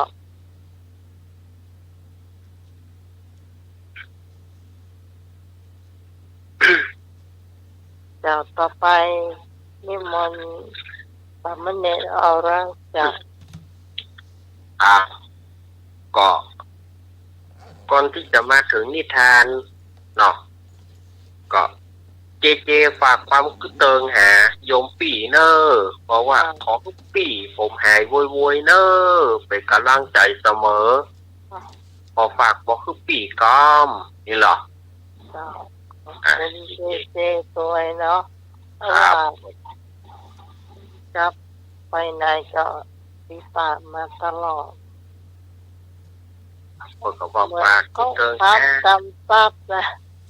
ครับโอ้ยยังบล้ำบเหลือโม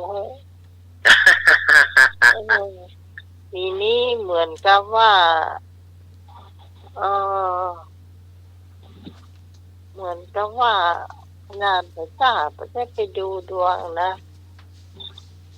อันลูกศิษย์มีลูกศิษย์ของวัดพัดคำตัดรายการที่จะฟังอยู่คือดวงที่ปีนี้เป็นดวงมรณะเลยนะโอ้ต่อไปนี้จะดีขึ้นไหมเข้าอันเนี้ยเข้าอันสืบสปาได้ตาลุงซบอย่างเปิ้ลเนาะครับก็ยังบอกว่าที่ยังว่าห้องว่าเจอปัญหาแบบบอกคิดบอกฟันว่าจะเป็นอย่างอันนี้โอยไม่เห็นหรอกโอ้เก่าเนี่ยครับต่อไปนี้ก็ขอให้เข้าสู่สถานการณ์ปกติเนาะครับเนาะครับเป็นกำลังใจให้เสมอเนอะแล้วก็วันที่19เนอะไผ่จะไปวัดม่อนจอมพออำเภอเวียงป่าเป้างานทำบุญอายุวัฒนมงคล79ปีโอ้หลวงปู่ปฏิภาณธรรมทินหรือว่าหลวงปู่ดอยหรือว่าชื่อแท้ๆก็คือหลวงปู่อภิสิทธิ์ปัญญาวชิโรเนาะเดี๋ยวนี้เปิ้นอายุ79โอ้เขาลองว่าเปิ้นจะทำบุญในวันที่19นี้โอ้โหอายุ79แล้วทำบุญวันที่19เลยนะเอาเลข9เป็นหมายเด้อหลวงปู่เด้อนะแข็งแรงได้หรอก็ครับแข็งแรงอยู่เสียดายว่าลูกหลานมาได้ไปเนาะขอฝากความกึศเติงฝากกำลังใจส่งให้หลวงปู่เด้อกับวันที่30ก็วัดม่อนห้วยแก้วตำบลไดหล่ออำเภอไดหล่อนี่ก็จะทำบุญอายุวัฒนมงคลครบ5 รอบ60ของท่านอาจารย์ท่านพระครูกัลยาณปราโมทย์หรือว่าพระครูสมหวังกัลยาโนต้นประทายทอดกันบอกหูเนอไอ้เนอบอกหูเหมือนกันเนอจะคือไปทายทอดมันแล้วแต่คนติดต่อมาจ้ะเอาแต่บางครั้งไม่ได้ครับแล้วเพิ่นติดต่อมาได้กะอย่างวันนั้นอาจารย์วรรณชัยเพิ่นขอมาหรอแต่ถ้าที่ไหนที่เพิ่นขอมาถ้ามันก็ขอเขาจะไปจู่ๆไปเหมือนห้องไปที่เพิ่นครับมันก็เหมือนงานใดที่เปิ้นบอกแล้วเฮาไปเนี่ยมันถึงบ่ม่วนเนาะนั่นแหละงานใดที่ก็ตามงานนี้เด้อสถานญาติโยมเด้อวันที่19ก็วัดม่อนจอมพอแล้วก็วันที่30ก็วัดม่อนห้วยแก้วเด้ออำเภอไดหล่อระหว่างทำบุญอายุ79แล้วก็ทำบุญ5 รอบ60อันนี้ก็แจ้งกับสถานญาติโยมนะเอาล่ะมาถึงช่วงเล่านิทานเนาะนิทานที่ปี่ขอตะคืนนี้เรื่องของเจ๊กโกกับเจ๊กแปะนี่นะเจ๊กโกกับเจ๊กแปะเนี่ยมันเป็นเพื่อนเดียวกันสถานญาติโยมเฮ้ยเจ๊กโกมีอยู่ครั้งหนึ่งเจ๊กโกเพิ่นทำบุญเปิ้นจะทำบุญอายุหรือว่าทำบุญในอย่างของเปิ้นนั่นนะหรือว่าทำบุญบ้านใหม่ก็บอกว่าเปิ้นมีการสืบโหราชศาสตร์ตัวเองและในจำนวนนั้นเปิ้นก็เจิญเพื่อนกันคือเจ๊กแปะเนี่ยคือไปตัวทีนี้เจ๊กแปะนี่มันก็ไปตัวเปิ้นทีนี้พอถึงช่วงที่เปิ้นปั่นปอน ป่านปอนสัพพิติโยนี่นะพอตุเจ้าป่านปอนแล้วก็จะมีสัพพพุทธาสัพพพุทธานุภาเวนะสัพพธรรมานุภาเวนะสัพพสังขานุภาเวนะพุทธรัตนังธรรมรัตนังสังฆรัตนังเนี่ยนำมาจนถึงสัพเพเตอันตรยาสัพเพเตอุปัฏฐวาสัพเพเตอวมังคาราวินาสันตุที่มาถึงช่วงเนี้ยก็จะมีคำว่าอายุวัฏฐโกธนวัฏฐโกสิริวัฏฐโกยสวัฏฐโกภารวัฏฐโกวันวัฏฐโกสุขวัฏฐโกโหตุโอ้เจโกมันชื่นใจว่าตู้เจ้าหูจักมันเจโกนี่กับป้อทอม่วนกรรมก็โกสองกรรมก็โกเนาะอายุวัฏฐโกธนวัฏฐโกฟังไปแล้วก็โอ้เตื่อมยอดแหละเจโกนี่ก็เตื่อมยอดว่าลือหูจักอ้วเอกลือหูจักอ้วอะไรอย่างไรก็เตื่อมคำว่าโกก็เตื่อมโกก็เตื่อมมาจนว่าตุเจ้าได้ปัจจัยอย่างนักเมื่อตุเจ้าได้ปัจจัยอย่างนักอันนี้มันเป็นกรรมถูกของมันนะอายุวัฏโกธนวัฏโกเนี่ยนะแต่ว่าเจโกเนี่ยมันก็คิดว่าโอ้ตุเจ้าหูจักกรรมโกสองกรรมโกเอกจะเตื่อมยอดไปอยู่ได้ประเมินบานานเจ๊กแปะนี่ก็ให้ทำบุญพ่องอ่านว่าเจ๊กโกหน้าบานหรอกอ่านว่าเจ๊กโกหน้าบานก็กดทำบุญพ่องใครทำบุญคือจะทำบุญหาเมียเมียมันชื่อเนี่ยแสดงว่าเอาเมียเป็นคนเมืองเนาะเมียมันชื่อเนี่ยทีนี้นิมนต์ตุเจ้าบอ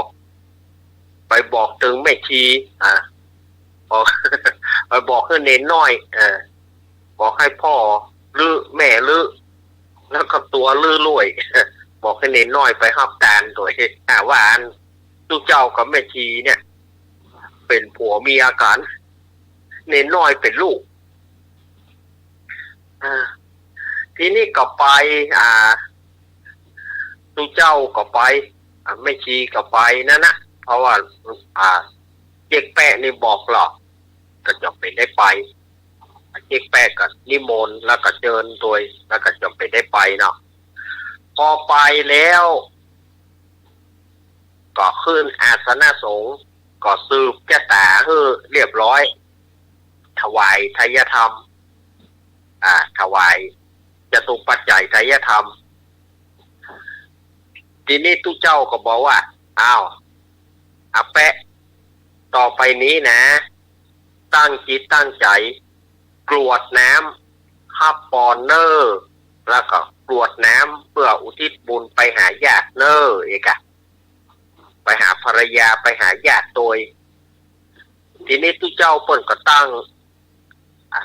กรรมบาลีเนี่ยยะถาวารีวาหาปุราปริปุเรนติสาคารังเจ๊กแปะมาก็บอกว่าเลือหยวดไม่ใช่เมียอ้วไม่ไล่ชื่อยะถาเมียอ้วมันชื่อยะ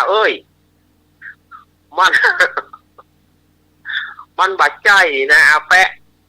อันนี้มันเป็นกรรมบาลีเปิ้นตั้งคำว่ายะถาบาดใจยะถานะมันตึงบอกฟังมันว่าเมียมันชื่อยะตุเจ้าก็ตั้งแถมยะถาวารีวาหาปุราปริปุเรนติแตะมือบอกว่าลูกพูดไม่รู้เรื่องว่าลูกอ้วบอกว่าเมียอ้วนน่ะมันชื่อยะมันไม่ไล่ชื่อยะถาอย่างใดตุเจ้าก็เข้าไงก็ไม่ได้ฉันเนาะก็พยายามแถมนะพยายามแถมมันก็บอกฟังแล้วนะบอกว่าก็ปะฮือละเอาปัจจัยมา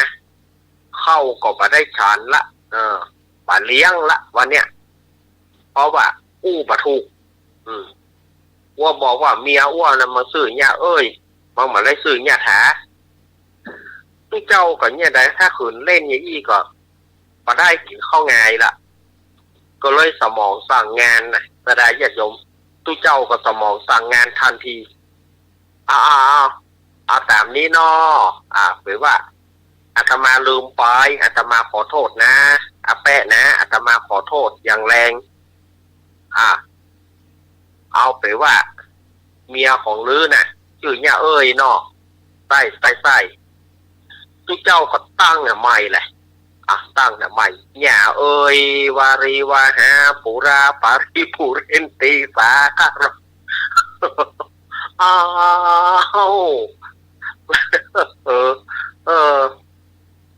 หวานเดี๋ยวมาได้กินข้าวไงถ้าไปโตยมันตึงมาฮื้อตีกะถ้ายะถานี่มันตึงมาฮื้อทุกเจ้าก็เลยแก้ปัญหาเฉพาะหน้าเนี่ยเอ้ยวารีวาหาปุราปาริปุเรนติสาคารัง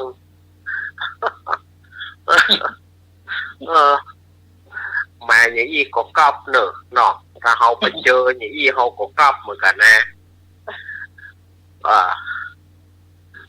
จันโทปนาราโสยะถามณีโชติราโสยะถาทุกเจ้าก็ทุกเจ้าตนรองกับซัพพิติโยหับกันไปละทีนี้ก็มาถึงสัพพพุทธาสัพพพุทธา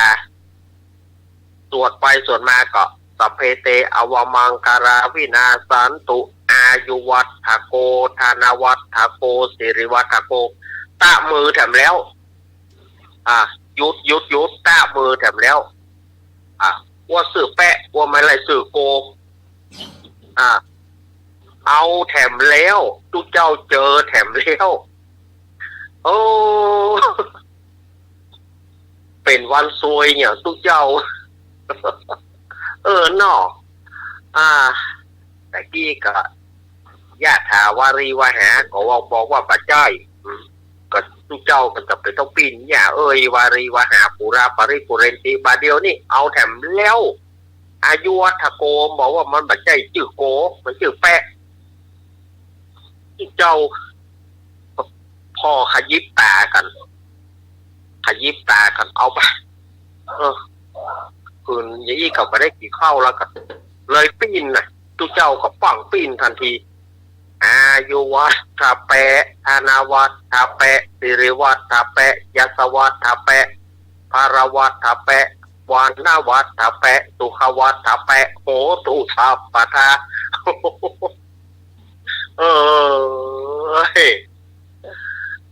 อันเนี้ยสถาญาติโยมเฮ้ยมันเป็นเรื่องเล่ามาแล้วก็เป็นเรื่องเล่าที่เป็นตำนานเล่ามาตั้งแต่อดีตจนถึงปัจจุบันเนี่ยเจโกเจแปะนี่นะมันจะมีเต้กับบัดเต้บอกเปิ้นเล่าสืบกันมาทุกเจ้าก็สมองต้องสั่งงานน่ะบ้านก็ไม่ได้กินอย่างไรนี่จำเป็นต้องบิดเข่าทันทีทันใดบิดเข่าทันทีทันใดเนาะไปเจออย่างอี้ก็กลับกันเนาะเดี๋ยวกันเนอสถานญาติโยมเนอโทรศัพท์ขอคำเดียวกันเนาะคำเดียวเนาะครับขอคำเดียวก่อนเนาะขอแป๊บหนึ่งเทเนอร์ประธานเทเนอร์ครับขอคำเดียวก่อนแล้วก็วันนี้อาตมาก็เอาถือว่าเรื่องตลกก็แล้วกันเนาะมันไม่ยาวถ้าอู้ถึงเขามาอู้ถึงเจ๊กโกเจ๊กแปะไปแล้วถ้าทายญาติโยมจำได้ก็2521ไผ่จำของเล่นชนิดหนึ่งได้ก็ถ้าผู้ที่อายุ50ขึ้นไปอาจจะเคยได้เล่นของเล่นชนิดนี้เมื่อปี2521ก็ออกแถวละครออกแถวหนังพวกเนอะ ของเล่นชนิดนี้เปิ้นฮ้องว่าทายาทป๋องแปงอ่ะใน2521นี่ตอนนั้นอาตมาอายุได้10 ขวบพอดีเนาะ2521เปิ้นสร้างทายาทป๋องแปงสร้างเป็นหนังสร้างเป็นละครขึ้นมาที่อยู่ปอเจ็ดครับอยู่ปอเจ็ดพอดีจบอันป๋องแปงนะคำว่าป๋องแปงที่เปิ้นย้อมผ้านะแต่ก่อนนะที่เปิ้นย้อมผ้าที่เฮาฮ้องกันว่าหน่วยบ่โค้งโลงนะที่เฮาฮ้องระว่าหน่วยบ่โค้งโลงที่เปิ้นเอาสายไฟมาที่เปิ้นย้อมผ้านะโป่งปังโป่งปังโป่งปังนะนะอันนั้นพวกเขาว่าป๋องแปงทางบ้านเฮาเขาว่าบ่โค้งโลงอันนี้ก็เป็นที่มาที่ไปละอ่อนถามแม่ถอยพ่อแม่ก็มาจ้างจะต่อเพิ่มปู่เกี้ยวโค้งโลงปู่เกี้ยวโค้งโลงก็เลยเป็นตำนานเป็นที่มาที่ไปของปู่เกี้ยวโค้งโลงนะเปิ้นชื่อยังบ่ฮู้แต่มันกล่อมโดยบ่โค้งโลงนะใส่ไฟใส่มาโป่งปังน่ะละอ่อนมาก็ให้งูแม่ไผพ่อไผแม่ไผไผปู่เกี้ยวโค้งโลงชื่อยังก็บ่ฮู้ใน2521เปิ้นก็ได้ผลิตไอ้ปองแปงหรือว่าบ่โค้งโลงแก่นน้อยขึ้นมาแล้วก็มีด้ามจับละอ่อนใส่ไปใส่มาซื้อกันเล่นกันในหมู่ฝ่ายที่อายุ50ขึ้นไปอาตมาว่าคงจะได้เล่นนะแต่ตอนนั้นอาตมานี่แม่บ่ซื้อแม่ว่าใหญ่ละ10 ขวบแล้วจะไปซื้อแม่บ่ซื้อแต่หลังทัดลงจากอาตมาไปเนี่ยก็ได้เล่นกันนักอยู่เพิ่นฮ้องว่าทายาทป๋องแปงนะหรือว่าลูกป๋องแปงเนี่ยในตอนนั้นละอ่อนฮิบกันซื้อกันเอามาเล่นเอามาสวายเล่นกันตำกัดตำลีต่างๆมีขายแพร่หลายแล้วก็มีละครวิทยุละครวิทยุเรื่องทายาทป๋องแปงเนี่ยป๋องแปงมาเร็วว่าเพลงมาอาตมายังจำได้อยู่นะป๋องแปงมาเร็วว่าละครคณะอัชวดีละครคณะอัชวดีนี่ก็คือเป็นละครที่ไพรัตน์สังวริบุตรป่อของคุณไพโรจน์สังวริบุตรนั่นนะป่อของคุณไพโรจน์สังวริบุตรเป็นพระเอกเรื่องทายาทป๋องแปงคณะอัชวดีนี่นะมีแม่จิรภาปัญจศิลป์ก็คือเป็นแม่ของคุณไพโรจน์สังวริบุตรยกอันนี้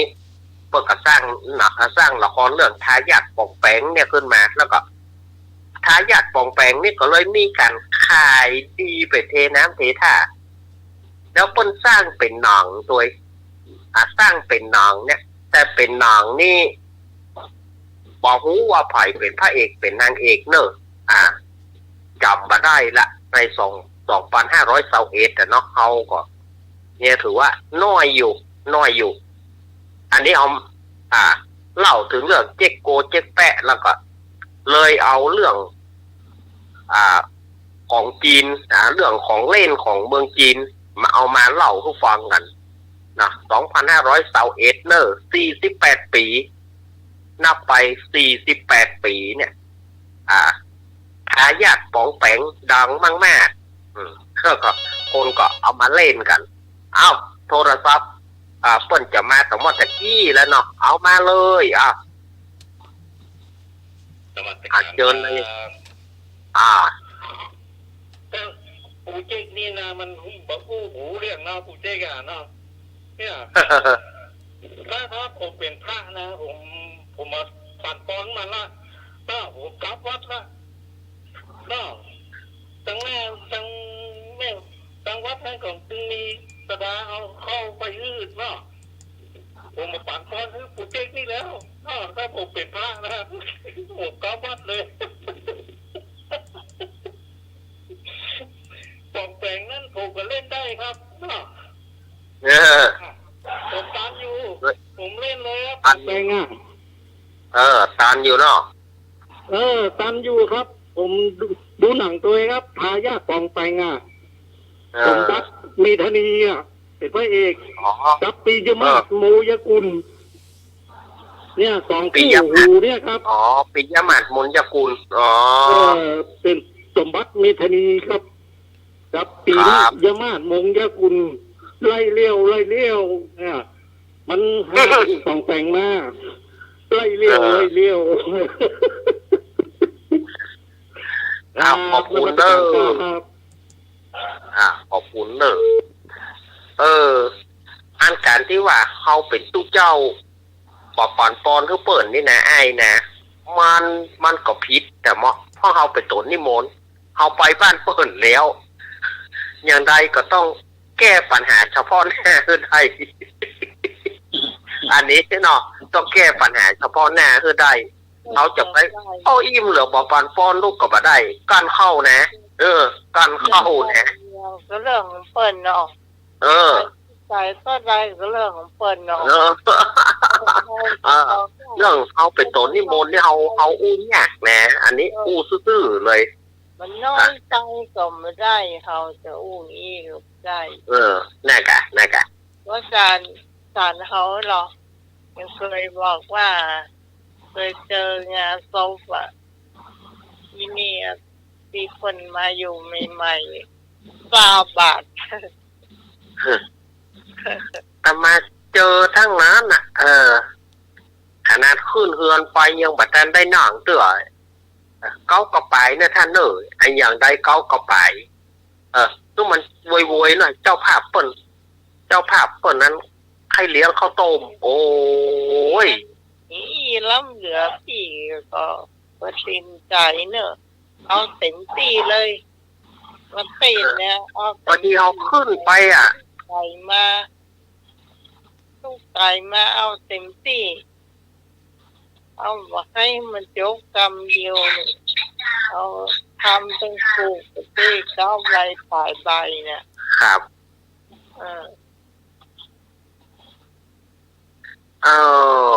อันนี้ก็อู้กันเล่นกันไปอู้กันไปพ่องเล่นกันไปพ่องเนาะต่อไปก็โอนเวนประเห็นไม้โยมปี่เฮาอันนั้นบอสแรกจ้ะมันเกิดเองก่อนนะน้ำที่เมนน้ำข้อเราที่มันเกิดเองก่อนไหนเพราะว่าได้กับตู้เตนะขอเตคนเรือพ่องนะพระวันตุเตนะครับพระวันแบบบ้านเฮามาอยู่ว่าพระวันตุเตเล่นด้วยเตเสือได้เตเสือมาได้กับตู้เอาไปเตใหญ่เนาะเริ่มแล้วนู้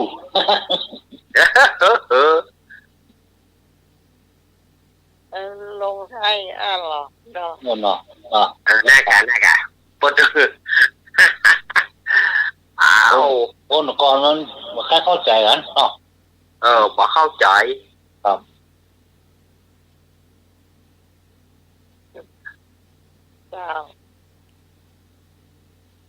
ต่อไปเป็นกรรมเก่าเนอะ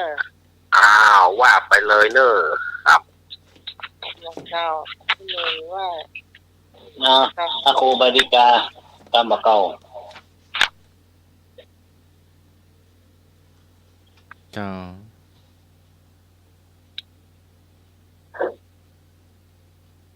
ไส้ยังเป็นนอนมีลูกหลานหือสอนเข้ม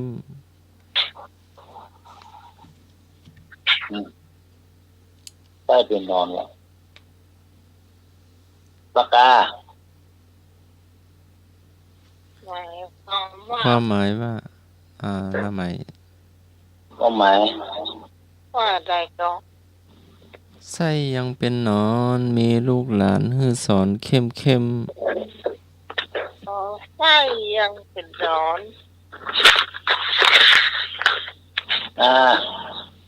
แม่เตะห้อง นี่อาจารย์เอารักได้อยู่ก้า ฮะ กำโบเก่ากำโบราณ ไส้ยังเป็นนอน มีลูกหลานฮือสอนเข้มเข้มหรือว่าจะ โอ้ ฟัง มีเด็กจะมีเด็กหน่อยเนาะ ฟังความหมายนี่บอก ครับ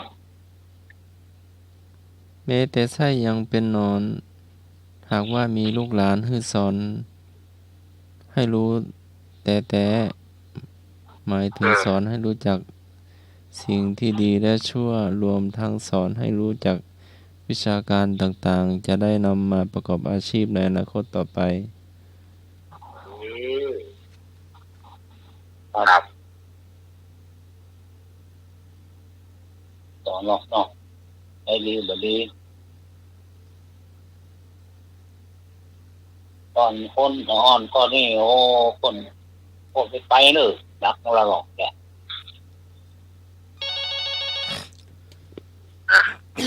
เอาอยากโยมมาแถม นมัสการครับ ครับก่อนเป็นนั้นนี่เหรอมันเนี่ยมันเป็นอบรมตั้งสอนละอ่อนเป็นระเบียบเรียบร้อยเนาะเหมือนถ้าพับไว้เนี่ยเนาะ ครับ โอ้ไปไหนอย่าไปเลย เนี่ยเป็นบอกไงอย่างเงี้ยมือไปเลยเนาะ ครับ เพิ่นตั้งสอนอบรมอย่างดีเลยอะเนาะพ่อแม่เฮาเนี่ยเนาะครับนมัสการครับ ครับ ครับพี่พรกับพี่กรมาปะแล้วใหม่ ไปเนอะมืดเนอะวางเนอะ เออ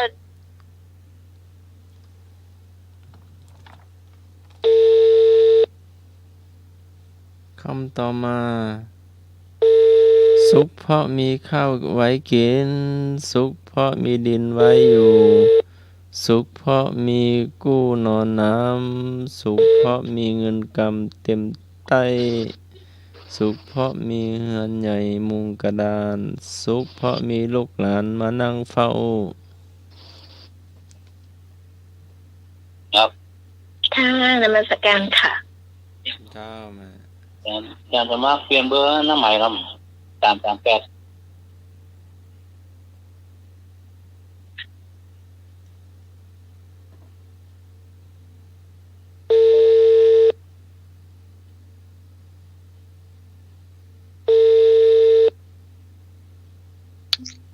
เจ้า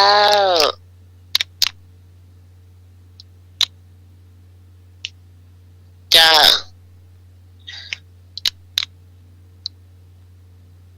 เจ้าแม่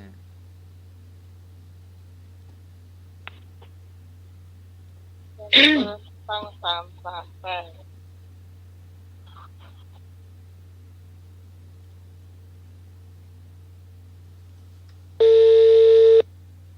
สุขเพราะมีข้าวไว้กิน สุขเพราะดีมีดินไว้อยู่ สุขเพราะมีกู้นอนน้ำ สุขเพราะมีเงินกำเต็มใต้ สุขเพราะมีเฮือนใหญ่มุงกระดาน สุขเพราะมีลูกหลานมานั่งเฝ้า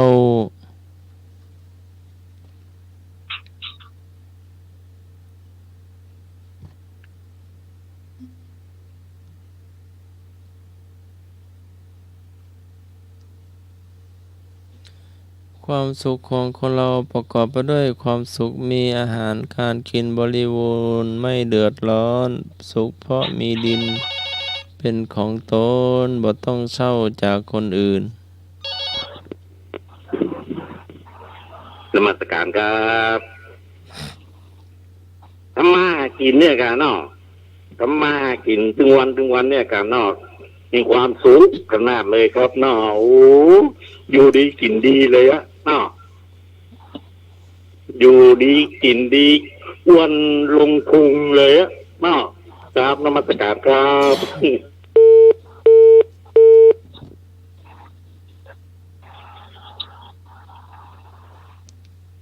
ไอ้หนุ่ย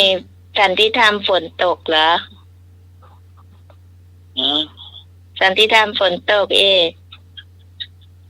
ตกน้อยลงราคาเนี่ย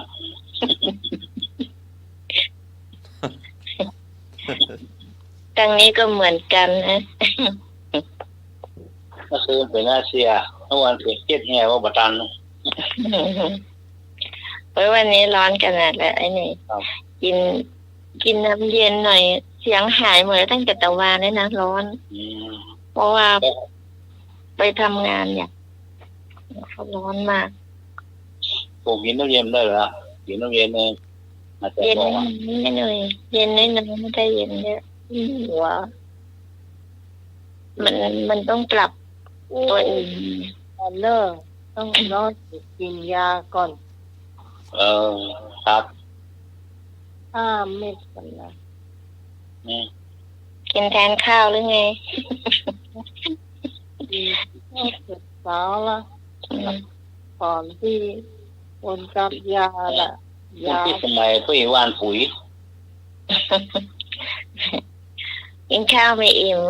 กินยาว่านปุ๋ยอีกการจะมาไปรับน้องพรด้วยจ้ะ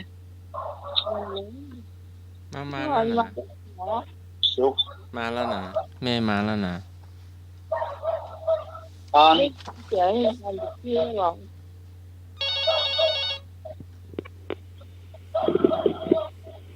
นมัสการครับครับอยู่เพื่อกินไม่ใช่กินเพื่ออยู่ครับต้องกินให้เป็นเวลาครับเนาะครับกินอย่างมีอาหารอย่างกินเข้าไปเนาะมันจะตายเนี่ยเนาะครับนมัสการครับ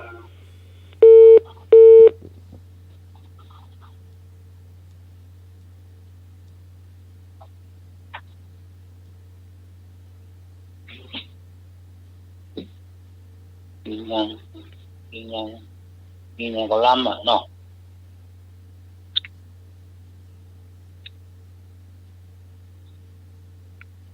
น้องพร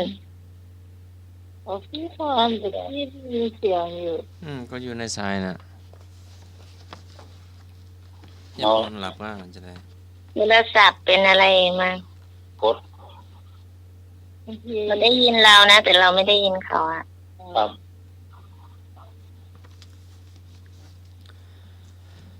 พ่อใจพ่อจ้าพ่อถ้ากินกับเมียพ่อตาเพียอุพิพ่อไม่ได้ยินก็วางเลิกไปฮับใหม่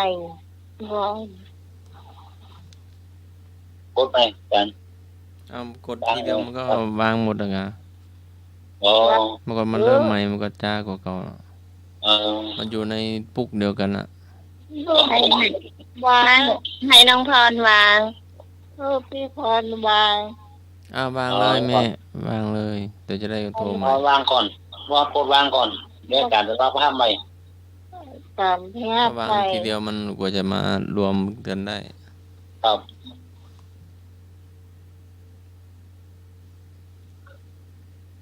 ไปที่ไหนจางเนาะ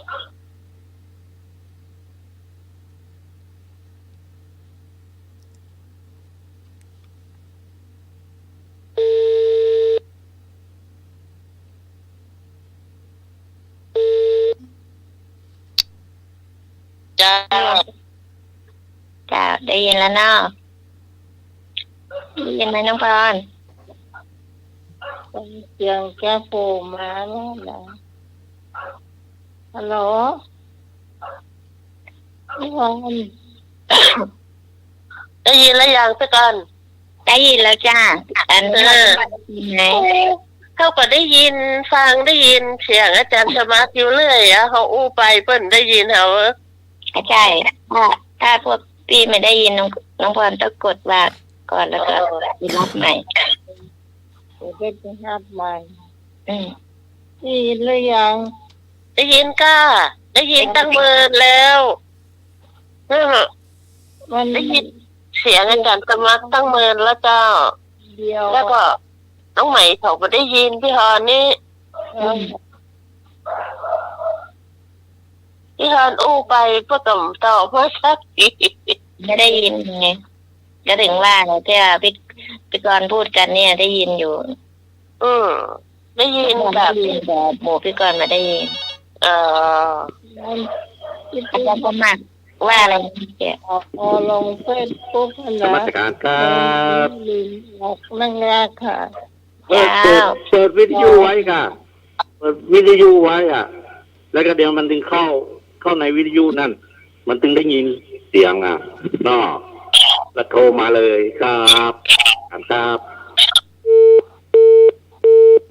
จะได้ยินได้ไงต้องถ้าจะรับสายต้องปิดวิทยุก่อนไม่งั้นมันก็หอนโฮ่โฮ่สอนกับปิดวิทยุก่อนแล้วก็รับสาย ใช่เราได้ยินเปิ้นได้ยินเฮาอาจารย์สมัครทวนเมื่อกี้สิคะจ้ะที่ก่อนโอ้แต่วันนั้นที่เราชมใจหวานแม่ลินกันโง่มันนักขนาดนี้ต้องนั่นแหละนั่นโน้ตว่าก็แดดมันร้อนไงน้องไหมมันเลยออกคนนี้หัวเอามองว่าแต่ว่าแกไปการมาข้ามอย่างนี้ออกแล้วก่อนเรียนวิพรทานนะมันถ้าอย่าเป็นหน้าอบจที่เขาไปตีแม่เตียงกันน่ะเอาขวดน้ำไปเก็บกันได้ชนขวด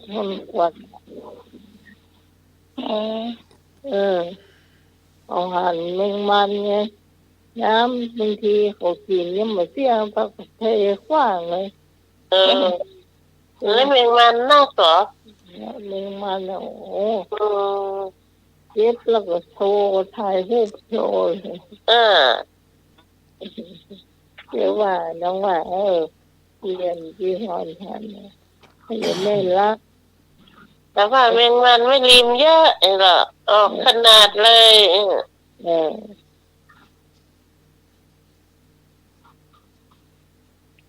เอาไปเก็บกัน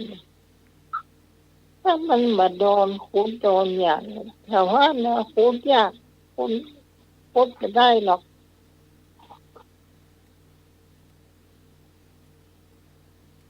อย่างบ้านโน้นอ่ะถ้ามันออกข้างนอกมีอะไรจับนะอันนี้มันอยู่ตั้งในบ้านไอ้ว่าบ้านกิโลไป2,000นั่นโอ้แปลงว่ามาแปลงแล้วแหละเอาจ่าได้เก็บไหนได้เก็บแล้วกินได้กินเพื่อเดียวเนี่ยนมัสการครับที่ไหนมันได้นักไหนพอนโอ้แมงมันเนี่ยที่แม่ริมนี่ก็ออกแล้วจะไปซื้อเป็นถ้วยนี่ไปด้วยนะต้องกินได้เนอะร้องมันสักวางนี่ก่อนกล้วยถูกมันถูกก็ลงมันไม่ใช่เห็ดหอบมันบัดลงหรอกไม่ยอมลงเลยแมงมันบัดลงมันหายากถ้าเห็ดหอบนี่นักแล้วมันตึงมันลดแมงมันนี่นักใจเพิ่นกับมาลง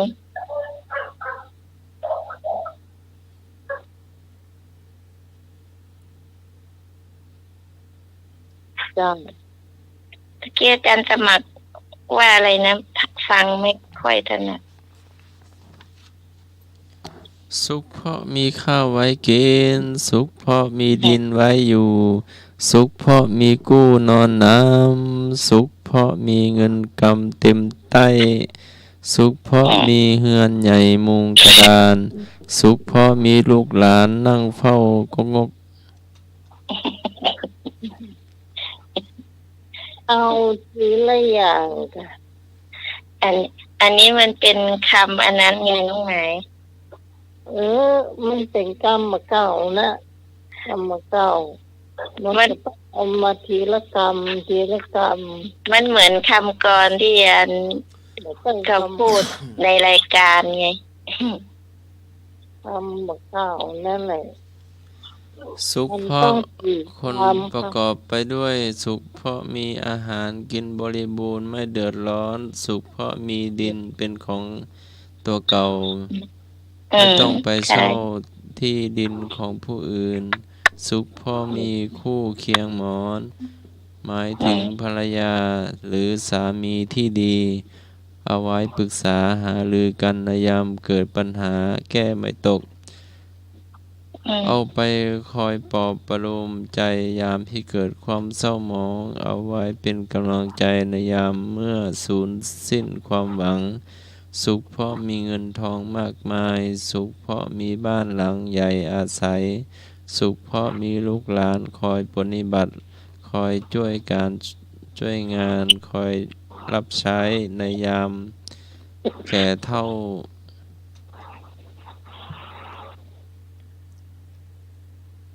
สุขสตาสุข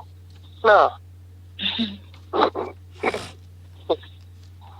มีสปาสุขเนาะสปาสุขเนาะก็มีเจ้าสปาสุขนะนมัสการครับเขาเรียกว่ามีความสุขอย่างล้นเหลือครับนอกก็เลยครับนอกทุกอย่างเลยฮะนอกเต็มบ้านเต็มเมืองเนี่ยนอกครับนมัสการครับ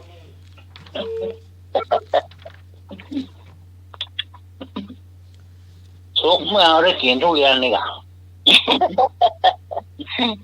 ไม่ใช่เลยถ้าทุเรียนมาสุกก็กินมาได้ต้องคอยให้มันสุกก่อนจังเหงาคนอู้ตังเนี่ยลามเนี่ย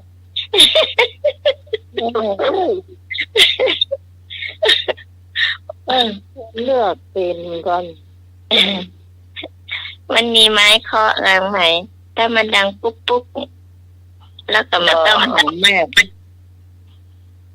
ต้องหอมในการทุเรียนนี่มันเคาะไหมนะมันเคาะทุเรียนจริงอ่ะใช่มาปุ๊บปุ๊บปุ๊บปุ๊บปุ๊บปุ๊บปุ๊บปุ๊บปุ๊บ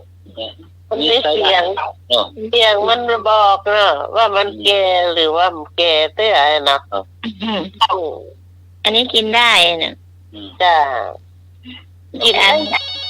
ก็กินเห็ดเต้เดียวกันพอใจแล้วเนาะไปก่อนลูกเอาค่ะได้กินแล้วไม่ได้ซื้อเองน้องพรหลานซื้อมาฝากมันปูนเนาะปูใหญ่ๆนั่นน่ะ3 คนพ่อแม่ลูกแบ่งกันอันนี้ซื้อตอนที่มันถูกเลยนะกิโลละ89 บาททุเรียนในมันมีถูกครับไปหวังแก่กินถูกนะครับจ้าตรงหน้าโอ้โหว่าไรว่าไหมทุเรียนในมันถูกครับครับถ้าเราหวังจะกินทุเรียนได้กินแล้วเนี่ยปีนี้นะครับเราจะได้ทางว่าแกงเป็น900 ฝ่ายมันมีในเกือบ1,000นะวันนั้นสิตบาดตักขาโอ้ยอันนี้ไม่มีปัญญาจะกินละแกงเป็นพันตรงนี้ก็แกงน้อยกว่านี้หรอแกงน้อยอะกะโอ้ใครมีคนซื้อ900เนี่ยนะมีเนาะแกง900 ฝ่ายก็มีอยู่อันนี้ตรงนี้เราดูปัจจุบันครับแป้งละกะแล้วแป้งตายน่ะแป้งมันตายน่ะครับมันเอาละทำได้กินหมอนทองก็ดีแล้วเราไม่ได้กินเป็นภูๆนั่นน่ะกินข้าวเหนียวทุเรียนเอาไว้หน่อยครับแน่นอนกะเจ้าบาทกินได้แล้วไอ้เนย25ก็เร็วๆนะต้องมีปัญญาซื้อเป็นลูกอย่างนั้นล่ะบางๆน้อยเดียวกับซากทุเรียนถึงเอาเนาะก็ดีแล้วเราได้กินทุเรียนจะเอาแล้วถือว่าได้กินแล้วนะมันทุเรียนนะโรคเจ็บปากนะก็ใกล้เขานะ หน้ามะม่วงก็ยังมาถามว่าอันนี้ข้าวมันมะม่วงแล้ว ฟังอยู่นะ เจ้า ฟังอยู่นะ เจ้า เดี๋ยวจะได้ไว้เล่าขวัญปีนันเช็ดสีห้อง อย่างอ่ะ โอ้ยนะ นั่น ปีนันยิ่งยงยอดวงงาม โอ้แปลเลยว่า เกิดรับ ลืมบอกว่าเขาดีว่า ลืมไป จบว่าใด เดี๋ยวเสียถ้าพูดต่อรายการก่อนเนี่ยจะบอกเขาเปิดห้องเพลง ลืมเมื่อกี้นี้ลืมไป เริ่มยัง ลืมให้อันพี่หนาน74ร้องเพลงเฝ้ารักเฝ้ารอ ว่าดอนตัน ทั้งผู้ขอนน้องขบวน โอเป็นหล่อนะไอ้เอก ฟังดูฟังคุณอู้เขา น้องเปิ้ลก็ว่า เป็นหล่อ อ๋อ จะสองคน นี่นะฟังคุณอู้ พี่แนนเป็นคนคมเข้มกะ จ้ะบอกไอ้หนุ่ยเขานึกถึงใครเนาะนึกถึงหน้าพี่หนานนึกมาออก ฟังขบว ไอ้ น หนุ่ยว่าก็ยิ่งคนยอดดวงงาม หัวเก่งเนื้อม้วน โอ้เป็นหล่อนะไอ้เอก ล่ะ ก็นี้ตีฟอนประเจ้าบ่มาจะกำหน่อยนักติ้งเนาะ จ้าสวัสดีจ้าเอกนะเจ้า พ่อยันหาที่ไหนมาโห ตะคืนเปิ้นไปสวดมนต์ที่ไหนมาโอ้ยเอก ที่ร้อนไปการก้า แต่ว่าไปยังจะเล่าให้ฟังเป็นเพื่อนเนาะไปทำบุญบ้านญาติที่ปุ้นมันลุกด้วยสารมันลุกเจ้ามันไก่ประมาณ20 กว่ากิโลเนี่ย ไปแล้วก็โทรไปว่าสุเขาจ๋าหยังเอาก็ซุ่มไปทำวุ้น3 วุ้นนะวุ้นมะพร้าวเนาะมันมีวุ้นมะพร้าววุ้นลำไยเหลือให้หน่อยนี่ก็ใส่ไปมีลูกชิดเตยคนใดก็จะเอาวุ้นลำไยโอ้มันมีหน่อยเดียวเอาเลือกเอาคนใดเจอดีก็ได้ไปท่านนี้ก็เสี่ยงทายเด้อเนาะเอาไปเอามาโอ้วุ้นป้าก็ลำเลยโลกันไปโลกันมาเนี่ยเลยว่าไปเจ้าดีเจ้าอันนี้ก็เอาไปมันก็ลำหมดอ่ะ3 อย่างนั่นแหละลำทุกอย่าง แต่มันดังนั้นเอาพอดีเนาะไม่หวานเกินไปเนี่ยแต่ที่ไปทำไปดำตาลนี่มันน้ำตาลมันออกนะมันเป็นเลยกินน้ำมันแต่ว่านี่มันอันแข็งดีอ่ะจ้ะไปถึงมันแข็งตัวดีคือน้ำ450 ซีซีเนี่ยใจ2 ถุงพอดีเก้า ครับ นมัสการครับ อ่า ผลไม้นี่มันลำกันหมดอะแต่ที่ลำที่สุดนี่คือลำไยเนอะลำไยเนี่ยบ้านเฮาเนี่ยกะเนาะลำไยที่สูงหวานหวานขนาดเลยครับผมมักขนาดอะนี่เป็นเค้งที่ผมก็กินหมดอะเป็นเค้งอะเข้าบ่กินนะกินลำไยนี่กินลำไยเลยเป็นเค้งเลยอะมันบาฮ้อนไงกินตั้งเป็นเก่งๆอ่ะกินเป็นเค้งเลยอะ ตายพอดี แต่แรกนะตั้งใจจะทำไปดอนตันแหละตอนนี้ไม่ได้ไปเลยนวดเหี่ยซื้อถ้วยมาถึง100 ใบกันตั้งใจในวันนั้นละพอดีไอ้เพื่อนติดธุระเนาะก็เลยแล้วไผ่ก็ไม่ได้อยู่ใต้ปูแหมไม่ได้ไปสักกรรมแต่วันพูกนึงก็เพื่อนจะไปโรงพยาบาลเนี่ยมั้งเนี่ยวันที่19พี่ฮอนก็เป็นคนไปโรงพยาบาลนะต่างคนต่างนี่ไปวันพูกนี่เพื่อนไปคนเดียว แล้วก็เฮาก็เฝ้าปูซ้ำสบายเห็นมันเนี่ย อ๋อ ต้นไปซื้ออันน่ะกะพัดลมเย็นน่ะกะพี่เปิ้ลน่ะฉันชอบก็ได้กับฮ้อนเปิดพัดลมเติมน้ำเพื่อนเนาะ ครับ เติมแล้วเป่าอย่าห้ามคืนหุ่งอ่ะ โอ้เย็น บ เนาะ อกว่าตอนดึกๆมาแล้วก็ปิดเย็นเหี่ยเปิดธรรมดาคือเปิดเนาะเดี๋ยวนี้เป็นวัดเป็นไอข้างนอกของเด่นเนี่ย ชื้นเนาะ น่ากัน กาแฟเขาเรื่องมากล่ะเนาะ จ้าก าแฟนี่เขาเรื่องมากล่ะ จ้า ไอ้หนุ่ยเคยกินเหรอ โอ้ลำเลยเฟืองนะ แบบส้มหรือแบบหวาน หมอกไม้ดีเลยค่ะ มันมีสองอย่างนะไอ้หนุ่ยมันมีหวานก็มีกำปอง เอาหมอกกับปอในล ส้มก็มีนะ ำส้มกับลำเหมือนนะเนาะ จ้ะ ส้มนี่ต้องถามมันเลย แน่ๆคิดอะไรอยู่รู้นะ นะ คิดอะไรอยู่รู้นะ ชอบแบบที่เรานึกชอบพอดีอ่ะ เนาะ จ้า ที่พาโคตัวยางโรถแท็กเตอร์นะจ๊ะ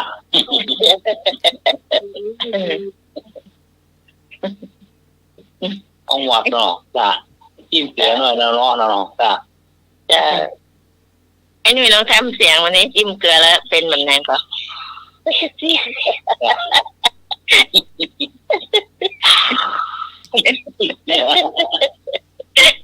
กลางมือข้างร้อง อันที่ร้านที่ชอบอัน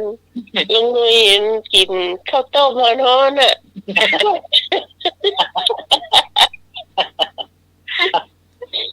มันมี เนาะ นะมันมีช้อนหน่อยเอาแต่เกียบคุยเอาเนาะ เกียบกลางก็อย่า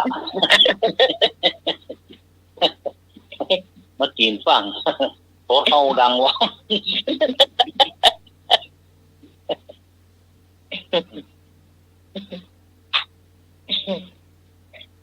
แต่ก่อนเป็นเด็กๆเนาะคนกินเ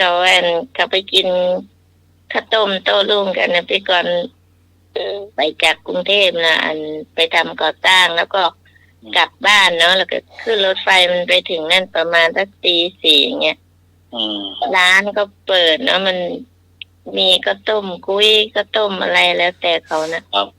คนหมู่ที่เขาถีบ3 ล้อนั่นเนาะเราก็มานั่งกินกัน กินเสียงเหมือนไอ้หน่อยพี่ก่อนช่างวัดสามครับกินน้ำตู้ก็น้ำตู้ร้อนๆกับปลาท่องโกะวันฮอตโอ้รับรองฮะโอ้หายใจคล่องขนาดเลยอ่ะ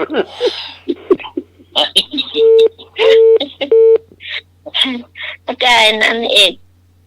ไปก่อนหิวข้าวเนาะไปก่อนก็นึกว่า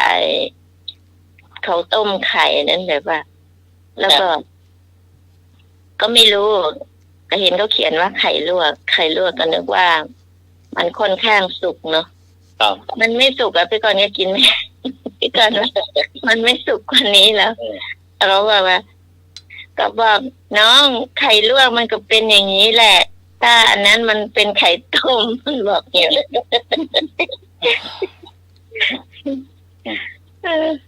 ไม่รู้จักเบอร์มากเนาะฮะเป็นเบอร์มากอย่างไข่ลวกเนี่ยนั่นแหละไม่รู้จักไข่ลวกไงหนูก็นี่โอ้ยเป็นลูกจ้างร้านข้าวต้มเลยค่ะคนจีนก็กินมาหีนะมาหีก็ดูดปิ้นไปมานะกินข้าวต้ม3 เทียนนะแล้วก็กินก็ฮอตต้มกินนั่นแหละถ้าเอาหมูล่ะเอาว่าพ่นบะกี่เราไปขวางก็ต้องเรียบร้อนมันเอาแช่เกลืออย่าให้หน่อยโอ้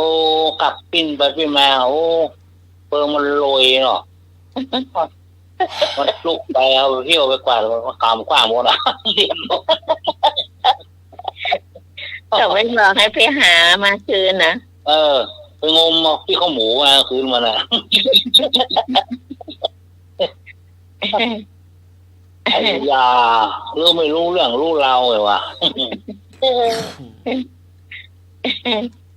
ไม่กิน3-4 ก้อนอ่ะมันอมจุกปิ้นไปมาเลยถ้าต้มเชี่ยว3-4 ก้อยวะโอ้เพิ่นเอาแช่น้ำเกลือเห็นเขาเนี่ยนะเอาแช่ในน้ำเกลือนั่นนะแล้วก็แปลงแล้วมันก็ยังเค็มได้อยู่เนาะล่างกินได้อยู่อันนั้นอีกไอ้นี่แต่ก่อนเชื้อโรคมันมีหรอมัน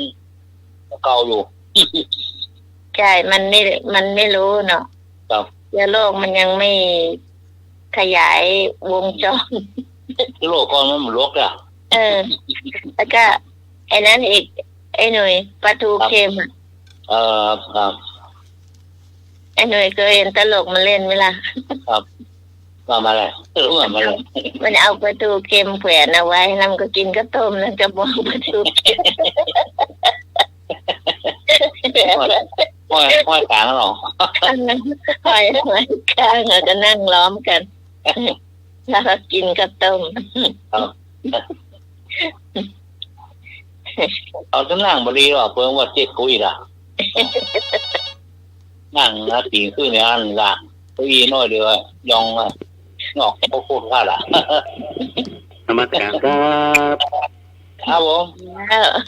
ได้กินข้าวต้มแล้วต้องฟังเพลงเพลินพรมแดนเพลงเพลินพรมแดนน่ะมีคนเจ๊กที่เขาต้มมากเนี่ยมันกินไปกินมาเนี่ยมันดูป่าเลยป่าห้อยนั่นน่ะเขาต้มไป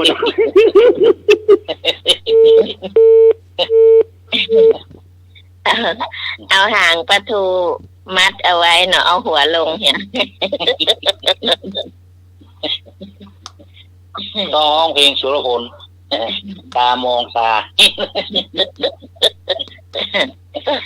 ตามดู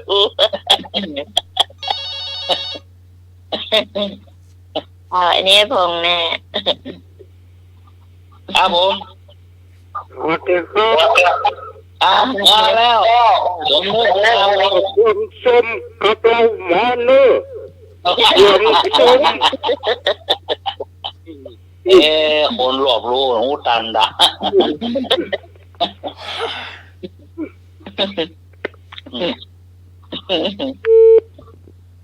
อ้าวว่าจะมาถามอย่าง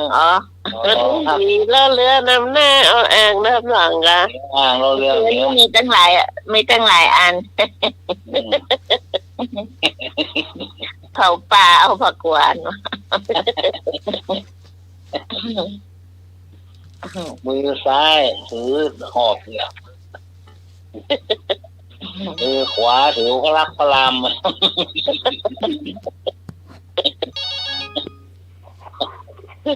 ครับผมครับสระอีนำหน้าสระอาตามหลังมี2 กรรม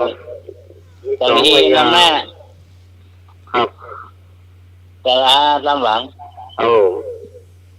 วิธีกรรมครับ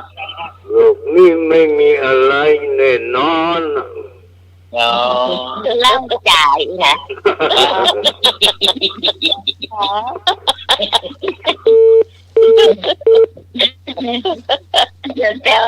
แต่ไอ้เนี่ยพูดมาแล้วไอ้โปงไปหาคำถามมาเพิ่นรู้เรื่องบอกเฟืองเรื่องว่าสารภาพนะไอ้ก่อนว่าอันนี้นี่ที่เจ้าวัดประเกียรติว่ามันมีร้านอาหารตามสั่งเลยค่ะมัน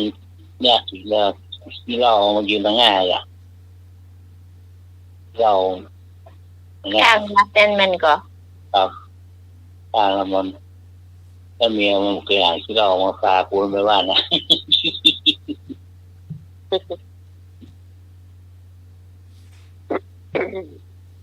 ตัวมันกินเหล้านะครับ วันนี้นี่ให้อย่างนั้นแต่หนูทุกคนเหมือนรับมันนอนกันอ่ะที่แบบทำไมต้องกล้าเธอมันกันไม่แต่ไอเอกพยาวถึงโทรมาไอ้นี่ไอ้เพลงกับเราหาค่ะสันติธรรมอ่ะ ฝนตกขึ้นหน้าผากอะสันที่ทำอ่ะ ไม่หลวงไม่หลวงไปตั้งม่วงไม่มาออก2 แก้วนะพี่ต้องกินกาแฟหลายแก้วแล้วรับเนินเนอะแม่จากอันฮ้อนก็ฮ้อนก็เลยนั่งฟังวิทยุเดี๋ยวมาฮ้อนเรื่องเหลือนี่หว่าน่ะขนาดว่าจะนั่งต่อเอแต่ได้น่ะแบบเย็นเลยอ่ะน้องบ่าวแล้ววันมันให้จะหลายด้วยเนาะใส่ประชดเลยเนาะบอกมาละอันคนก็เป็น100ฝ่ายก็ไปถึง200แล้วเนี่ยโอ้นะว่าแบบเย็นเลยนะแต่มันก็บ่ฮ้อนนะมันก็หมดอยู่นะฮะก็หมดพอดีอ่ะพอออกมาทางนอกพอเอาทางนอกปุ๊บปัดต้นแดดเข้ามาเจ็บใจคนไม่เห็นเนี่ยตัวโมตัวเก่านะคนไปนั่งรถตู้ปีกันเนาะเขาได้นั่งรถ4 ล้อเดินเพราะว่าคือมาได้อันตั้งหลังเลยอันเชื่อตั้งหลังนะเนี่ยงอนฮ้อนได้หอนเงาพอจะปีกอย่าปีกบ้านแต่นะเอานั่งรถตู้ปีกในบ้านอันไปถึงไงคุ้มหัวคำว่านะเอานั่ง4 ล้อแดงไปบอกเป็นอยู่แต่รถตู้มีไปจองกันไว้อะแล้วก็ยังกันนะจอดเราไว้แล้วเห็นกันเอาส่งคนเอาไปไล่ส่งคนบอกเอาเจ้าชอบคือง่ายลงง่ายแล้วยายกะบ้านที่เอาไปเทียบต้นมาครับนะรถมันจะติดชิดกันด้วยยังรู้ค่ะรถเล็กโครถดำรถเกตถนนรถเกตดินอันก็ว่าอันเจ้าก็นะว่ารถนี้ติดชิดสายกันด้วยอันแล้วเขาก็ถามว่าใดเอาที่เขาอันจ้างไว้ที่เขาอันที่เขาไปขับไอ้ค่ะเพราะว่าพอดีเปิ้นทำบ้านจัดสรรเปิ้นแต่งหอพักเนี่ยเปิ้นเลยซื้อรถไว้บ่มันต้องไปจ้างคนอื่นแล้วย้ำเหมือนเดิมเราอีกแล้วอันก็เก็บก้าหอพักอ่ะเดือนนึงอ่ะได้เป็นแสนบ่ว่าถ้าเปิ้นว่าถ้าเปิ้นเหมือนเนี้ยนี่นะรายได้เปิ้นบ่ได้อีนะเปิ้นจะอยู่บ่ได้เพราะว่าลูก2 คนกำลังน้อยอยู่ไปเข้าโรงเรียนจริงๆถ้าเพิ่น2 คนพี่น้องเกือบ70,000ที่จังว่าอีร้องเหลือถ้าเราตั้งหน้าบุญเพิ่นกะหน้าบุญเพิ่นเอาไปเข้าสมาคมที่ต้นสมัยไปฝึกนวดอ่ะไม่ไปฝึกนวดเราสมัยแต่ก่อนนะไปฝึกนวดพอเรียนจบมารับปฏิธรรมซื้อแผลกันเนี่ยกับเป็นมีสมาคมนั้นสมาคมนี้เป็นมีอันนี้เนี่ยก็เลยไปเอาเฮาไปเป็นลูกสมาชิกเลยเนี่ยเจ้าเข้าสมาคมเจ้าน้องไปเข้าสมาคมคนตาบอดคนพิการแห่งประเทศไทยเจ้าคนหลายแล้วดีคนหลายให้วันนี้ไปกับไปจุดไปเจ้าหมู่ก็จะหนักเรื่องดีเนาะจากคนหลายจักกับแม่เนาะมีทั้งหมดตาบดตาหันน้อยตาหันนักหันน้อยมาหันสักน้อยมีทั้งหมดแต่เป็นประเภทกับตาทั้งนั้นเลยนายกสมาคมต้องกดตาบอดต้องขากเลยนายกสมาคมต้องจบปริญญาโทกับหนูคนใหม่ที่ยกมือไปยกมือวันนี้นะจบปริญญาโทมาหมาดอายุก็แค่40 ปลายเปลี่ยนสารปีก็มีหรอสมาคมนี่ก็จะปีเนี่ยกะ วันนี้เขาอันไปประชุมวันเนี้ยมาตัวน้องไปจัดรายการที่พูดต้องหมดไป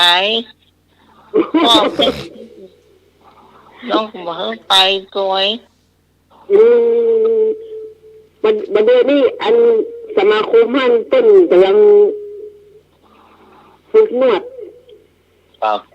แต่อย่างเฮานี่โอ้ก็ฝึกมาได้แล้วถ้าตัวเก่าก็ลำพังตัวเก่าเอาตัวเก่าไปนวด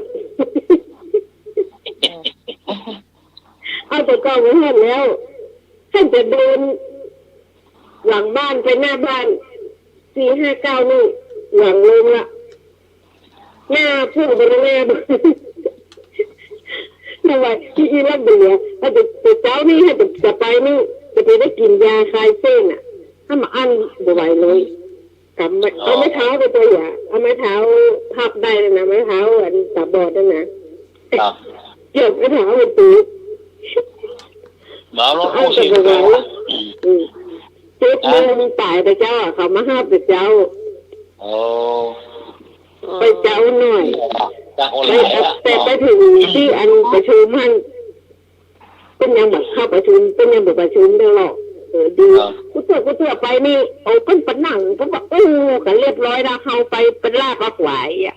เพิ่นก็เลยมาหับเจ้าหน่อยแต่ไปจุกกาแฟ2 รอบก็มีกระตายโอ้รู้จักเจ้าเดินไปเดินคนอื่นก็อยู่ลำคาญ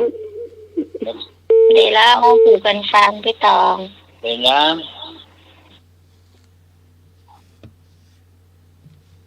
ต้องดีกับเพิ่นได้เรียกว่าขายหวยเล่นมาต้องมีโควต้าหวยเนาะโควต้าลูกแม่บุญเหรอลูกแม่รับใจหลายเล่มแม่บุญรับแล้วค่ะแม่บุญก็รับแล้วค่ะได้เล่มเดียววันนี้พี่กรณ์ทำงานนะขึ้น2 แก่นกับไอ้นุ้ยครับเดี๋ยวเนี่ยเหรอว้าวันนี้ทำงานตะวันขึ้น2 แก่นกัน2 แก่นกันหัดเขียนเดียวก่อนเรื่องตะวันไม่ต้องมาคุยกับผมที่ต้องยันกินกาแฟกับลิ้นหวานกันเนาะกินแล้วเดินวนนะไอ้พ่อเดินวนไปวนมาขอนอนไม่หลับคิดอันใดแก้อันนั้นอ่ะเอาใส่ไปแห่งแก้วกันนี่ต้องแห่งแก้วเนอะพี่ต้องรับจะดีแหละแก้วเนาะมองว่ะรับจะดีแหละร้อนเรากาแฟ2 แก้วประชดชีวิตคิดอันใดแก้อันนั้นอ่ะอีอันหนึ่งง้อเนี่ยไอ้ด้วยอีอันหนึ่งล้อนี่อันใส่น้ำแข็งเนี่ยบอกว่าอันนี้สมาประชดผมว่ามือขวาจับเครื่องมือซ้ายยกอาวุธมาตรการครับมาแล้วโอ้เป็ดกู้เป็ดกินกันเนี่ยกันเนาะอยู่เป็ดกู้ไอ้เที่ยงคืนตัวเนาะเนี่ยไอ้เที่ยงคืนกับบารับนอนเหมือนกัน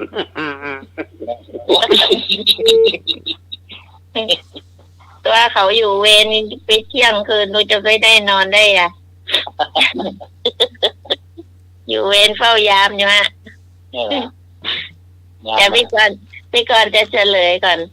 ไอ้นั่นมันมาใส่หมวกไอ้หนุ่ยแล้วก็เก็บหัวกันว่ะวันก็ส่งหัวมามันก่อนแล้วแอมคนหนึ่งก็ว่าเอ้ยอีลูกทำไมมาใส่หมวกแกมีผมอยู่น้อยอยู่ข้างหลังเนาะแกก็คือมาปิดข้างหน้าใช่ป่ะผมแก้มมามีแต่เอาที่มันยาวๆหน่อยมาปิดแต่ทีนี้มันแดดมันร้อนเนาะแล้วแกก็มาใส่หมวก ครับทุกได้ทุกวันอ่ะ หัวก็เลยใส่มากๆไว้ ต้องสะท้อนกับแสงแดดอ่ะ ใช่ ใส่ เนี่ยคนมีโหไม่ทุกได้ทุกวันหรอ นั่นมันป้าดูสิตะวันขึ้น2 ดวงบอกนั่นก็เห็นเดียวมันก็จีไปติดบ้านนั่น เพิ่งที่ก่อนว่าไปทำงานหันตะวัน2 ดวง นั่นเราป้าอันนั่นเห็นดวงไม่หัวกันไม่งั้นมันร้อนเนาะเหมือนใครหัวกันมั่งกัน ครับ เหนื่อยตัวแต่วันนี้นะเปลี่ยนกระสอบ500 กระสอบไอ้หน่อย โอ้ตะวันเหนื่อยมากๆ6 คน ดูครับ มาตรการครับ ครับ แต่วันนี้มันมีทั่วไปอะคนหัวล้านเนี่ยมีทั่วไปเลยอะสอนอ่ะ ตอนคือว่าเนอะพี่กรณ์ไม่ได้ว่าคนหัวล้านเนอะคนหัวล้านจะมันโกรธนะ กรุณาจุดของกัน ก็ไม่ได้ว่านะ กรุณาจุดของกัน แต่เดี๋ยวคนอื่นเขาฟังจะว่าว่าไม่ได้ว่านะเปิ้นบอกไหม คนผมน้อยจ้ะ น้ำเนี่ย ชีวิตการโทษชีวิตน้อยอาภาพเนาะ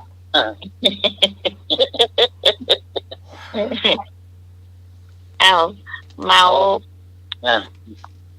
อาจารย์สำนักนะอาจารย์สมัครหายไป แม่ไปหัวมาหาง อะไรนะคะเอาใหม่ แม่ไปหัวมาหาง อะไร แม่ไปหัวมาหาง รถไฟ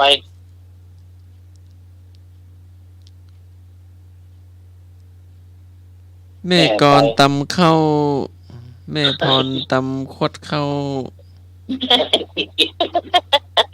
เอาละอาจารย์สมัครเอาละดึกมาไปแหมยังถ้าใครอยากกินข้าวก็ พ่อไปแบก3 น้ำท่า มาเคยได้ยินฮะไอ้หนุ่ม พ่อหนุ่มหนุยไปทอดแห น้ำไอ้หนุ่ม พ่อไปแบก3 น้ำท่าทอดแห ทำไปแค่หัวซิกทำมาหน้าตาห้อยปีซิกต่ออะไรเอ่ยแฮะไม่ใช่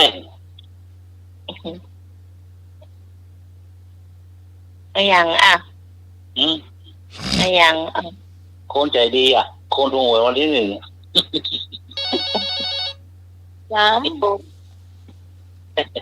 อันนี้มันเนี่ยมันยัดได้ระเบิดห้องมันอย่างก็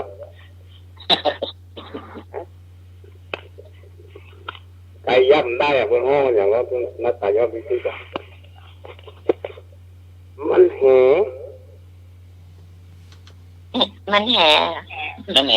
เนาะไก่ย่ำได้มันแหเนาะมันแหมาเคยเพื่อนกันเนาะมันเคยกันนะเคยคนเนาะเคยเลยมันมาที่เคยกับน้องเมย์นี่มันเอาข้าพับไปตาใกล้กันนี่มันเคยกันจะเสื่อมครับเอาภาพไปตาใกล้กันมันเคยกันครับขึ้นห้องขึ้นเนี่ยขึ้นเด็กหน้าปากกองวะ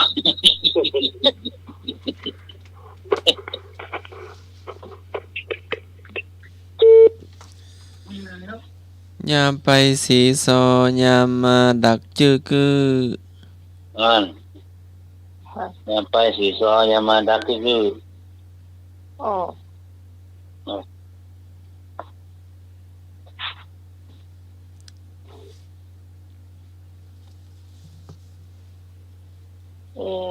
นี่สิ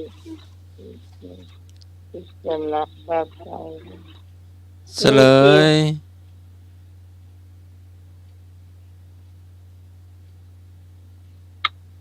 อะไรเอ่ย น้ำไหมหาบน้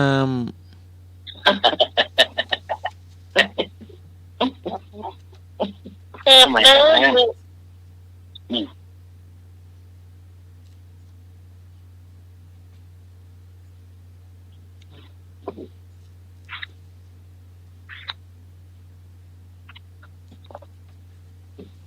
สองคนพี่น้องอยู่คนหลายดอย หู ฮะ ใบหู ใบหู ำ เนาะ หนู ใบหูใบหู ครับ อะไรอย่าง ภาษามันจะ อ้าวฟัง ภาษามันจะไข่เลย ภาษาแล้วเนอะภาษาจะถามละ มันง่ายกว่าเรื่องกันอย่างว่าเวลาไปนี่เวลาอยู่นี่มันจะทุกข์เนาะเวลามันไปนี่มันจะสบายห้องเพลงมาเลย โอ้ เออ ไอ้อ๋อ ติ๊กตอกติ๊กตอกติ๊กตอกติ๊กตอกติ๊กตอกเพลงหายไปจริงๆอ่ะ ทำอยู่ตุกทำไปห้องเพลงสูตางเนาะ ทำไปกับขอโทษเอา โลกนี้ไม่ใช่โลกของเราเนาะ เวลาอยู่มันยังไม่ยังอะไรมันตุกนะมันเวลาไปแล้วสบายแล้วเนาะใครตอบได้ตอบเลย อยู่บนไดตุกทำไปแค่หัวห้องเพลงคือนู่นต้องแจ้งเอา พี่ตองที่ไหนนะพี่ตองมาหลังเราใส่กาแฟแก้วมาเขาอู้มันหลวงมารับนะค่ะ2 แก้วเราเนี่ย ไม่ลงรับเลยไอ้คนถามว่าใดก็ อยู่บนไดดับ อีกมันลูกกับเวลาไปมันจะสบายเจ้าของก็นั่งนั่นอุ้ยเลยนะ ไล่ควาย ท่านไล่ควายเลยขี่เกวียนไล่ควาย ขี่เกวียนนะกะ ขับปิกมาต่างเข้าต่างน้ำนะ เวลาอยู่เวลามันไปไหนมันอยู่มันตุ้งนะเวลามันไปมันสบายอันหมายความว่าไม้กำล้อโอ้ต้มอันโอ้กำเลยด่าเวลามันไปไหนมันกำอยู่นั่นโอ้โหทำไมรู้จักหรอห้องเพลงราชการถึงบ้านจีนหรอถ้ามันไปเขาเดินทางมันเป็นออกก็หลอมไม่กำอ่ะเอาไว้ตั้งหลังคุณ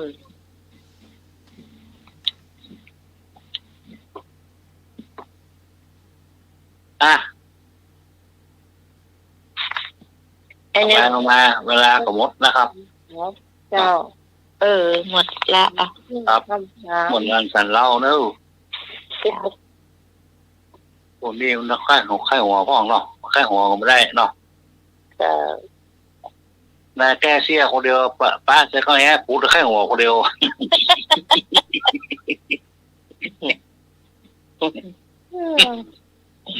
นี่บลับมาเหลือมีกู้ค่ายหัวมาทอดเสียป้าที่แย่ปูหรอนี่ละ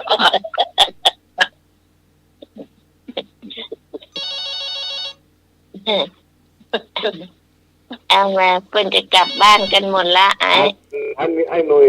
ให้คนหาตุกตันเก้าตุกไว้8ใช้เวลาตุกตันเก้าเนี่ยใส่ป้าตาเด็กเลยเหรอว่าไม่ใช่ตุ้ยแล้วมันแก้เสียเปลี่ยนเสียกี่แห่ว่ากูเรียนก็แค่หัวกูเรียนโอ้กูไปหัวกาดเนาะ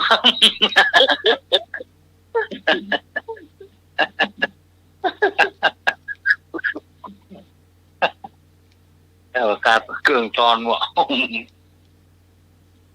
ครับทิ้งว่าหายบ้านมัน เหมารถแดงเด้อ ครับ เดี๋ยวไปส่งน้องพรเนี่ยหน่อยเอาบีอินไปส่งเด้อ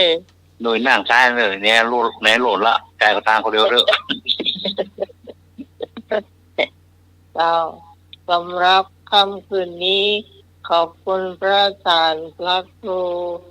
สมุวิศวัตวรจิตโตผู้อำนวยการสถานีที่เมตตาเวลาให้กับรายการธรรมะคลายเครียดของเราเจ้า ขอบคุณพระครูบดิกาสมัครญาณสีโลเจ้าที่มารับโทรศัพท์แล้วก็เปิดเพลงให้ฟังขอบคุณไอ้หนุ่ยสว่างเมฆเจ้า ครับผม พี่พรนัทนันท์มโนคำเจ้า เจ้า ขอบคุณพี่กรกมลเขยกลางเจ้า จ้าขอบคุณน้องใหม่เหมือนกันจ้า สำหรับข้าเจ้าพี่สมัยสุริยดอนเจ้าถึงแม้บ่ค่อยสบายใจยังสู้อยู่เด้อ100%นี่กาเป็นก็เจ๊นะเจ็บอยู่ใจสู้5 วันเจอกันเสือหนึ่งอดเอาไหวก็เหมือนกับตุ้งท้องว่าทำใจตรงอย่างเนี้ยเป็นว่านั่นหรอเอาจนตายว่าเข้ามันไหวไปมันซึ้งอย่างเนาะจากตอนวันนี้บุญรักษา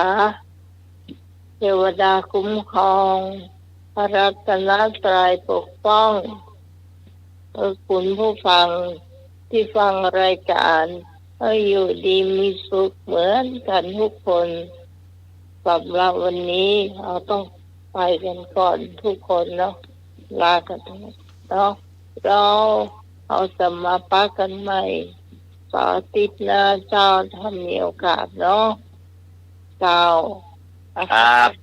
บอกว่าเป็นใบก็สามารถจัดรายการตามปกติแต่ว่าถ้าไม่ได้จัดรายการก็มีหน่วย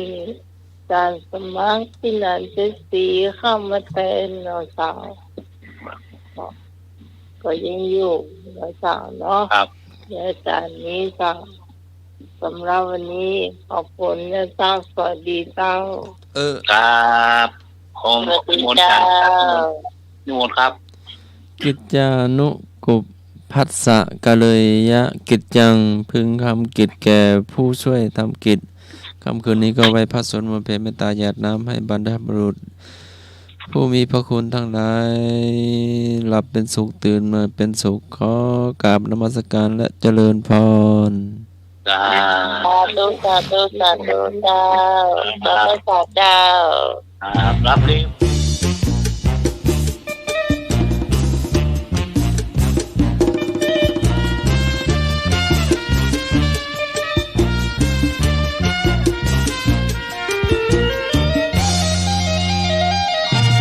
ก่อนจะลาขอคำสัญญาสักหน่อยว่าจะคอยและหาเวลาพบกันชั่วโมงรักมีเวลาแสนสั้นอยู่ใกล้กันหลายวันเหมือนกับเดียวเดียว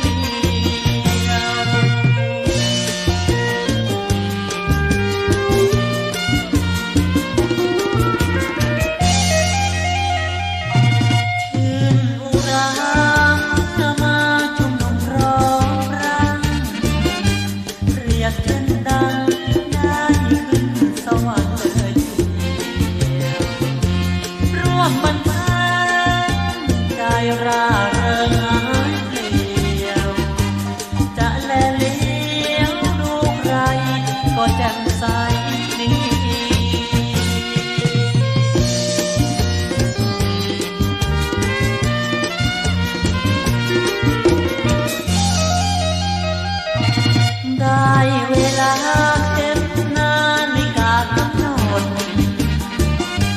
ดังใจงดเสียงเพลงบรรเลงเสียทีหมดเวลาจะต้องลาน้อง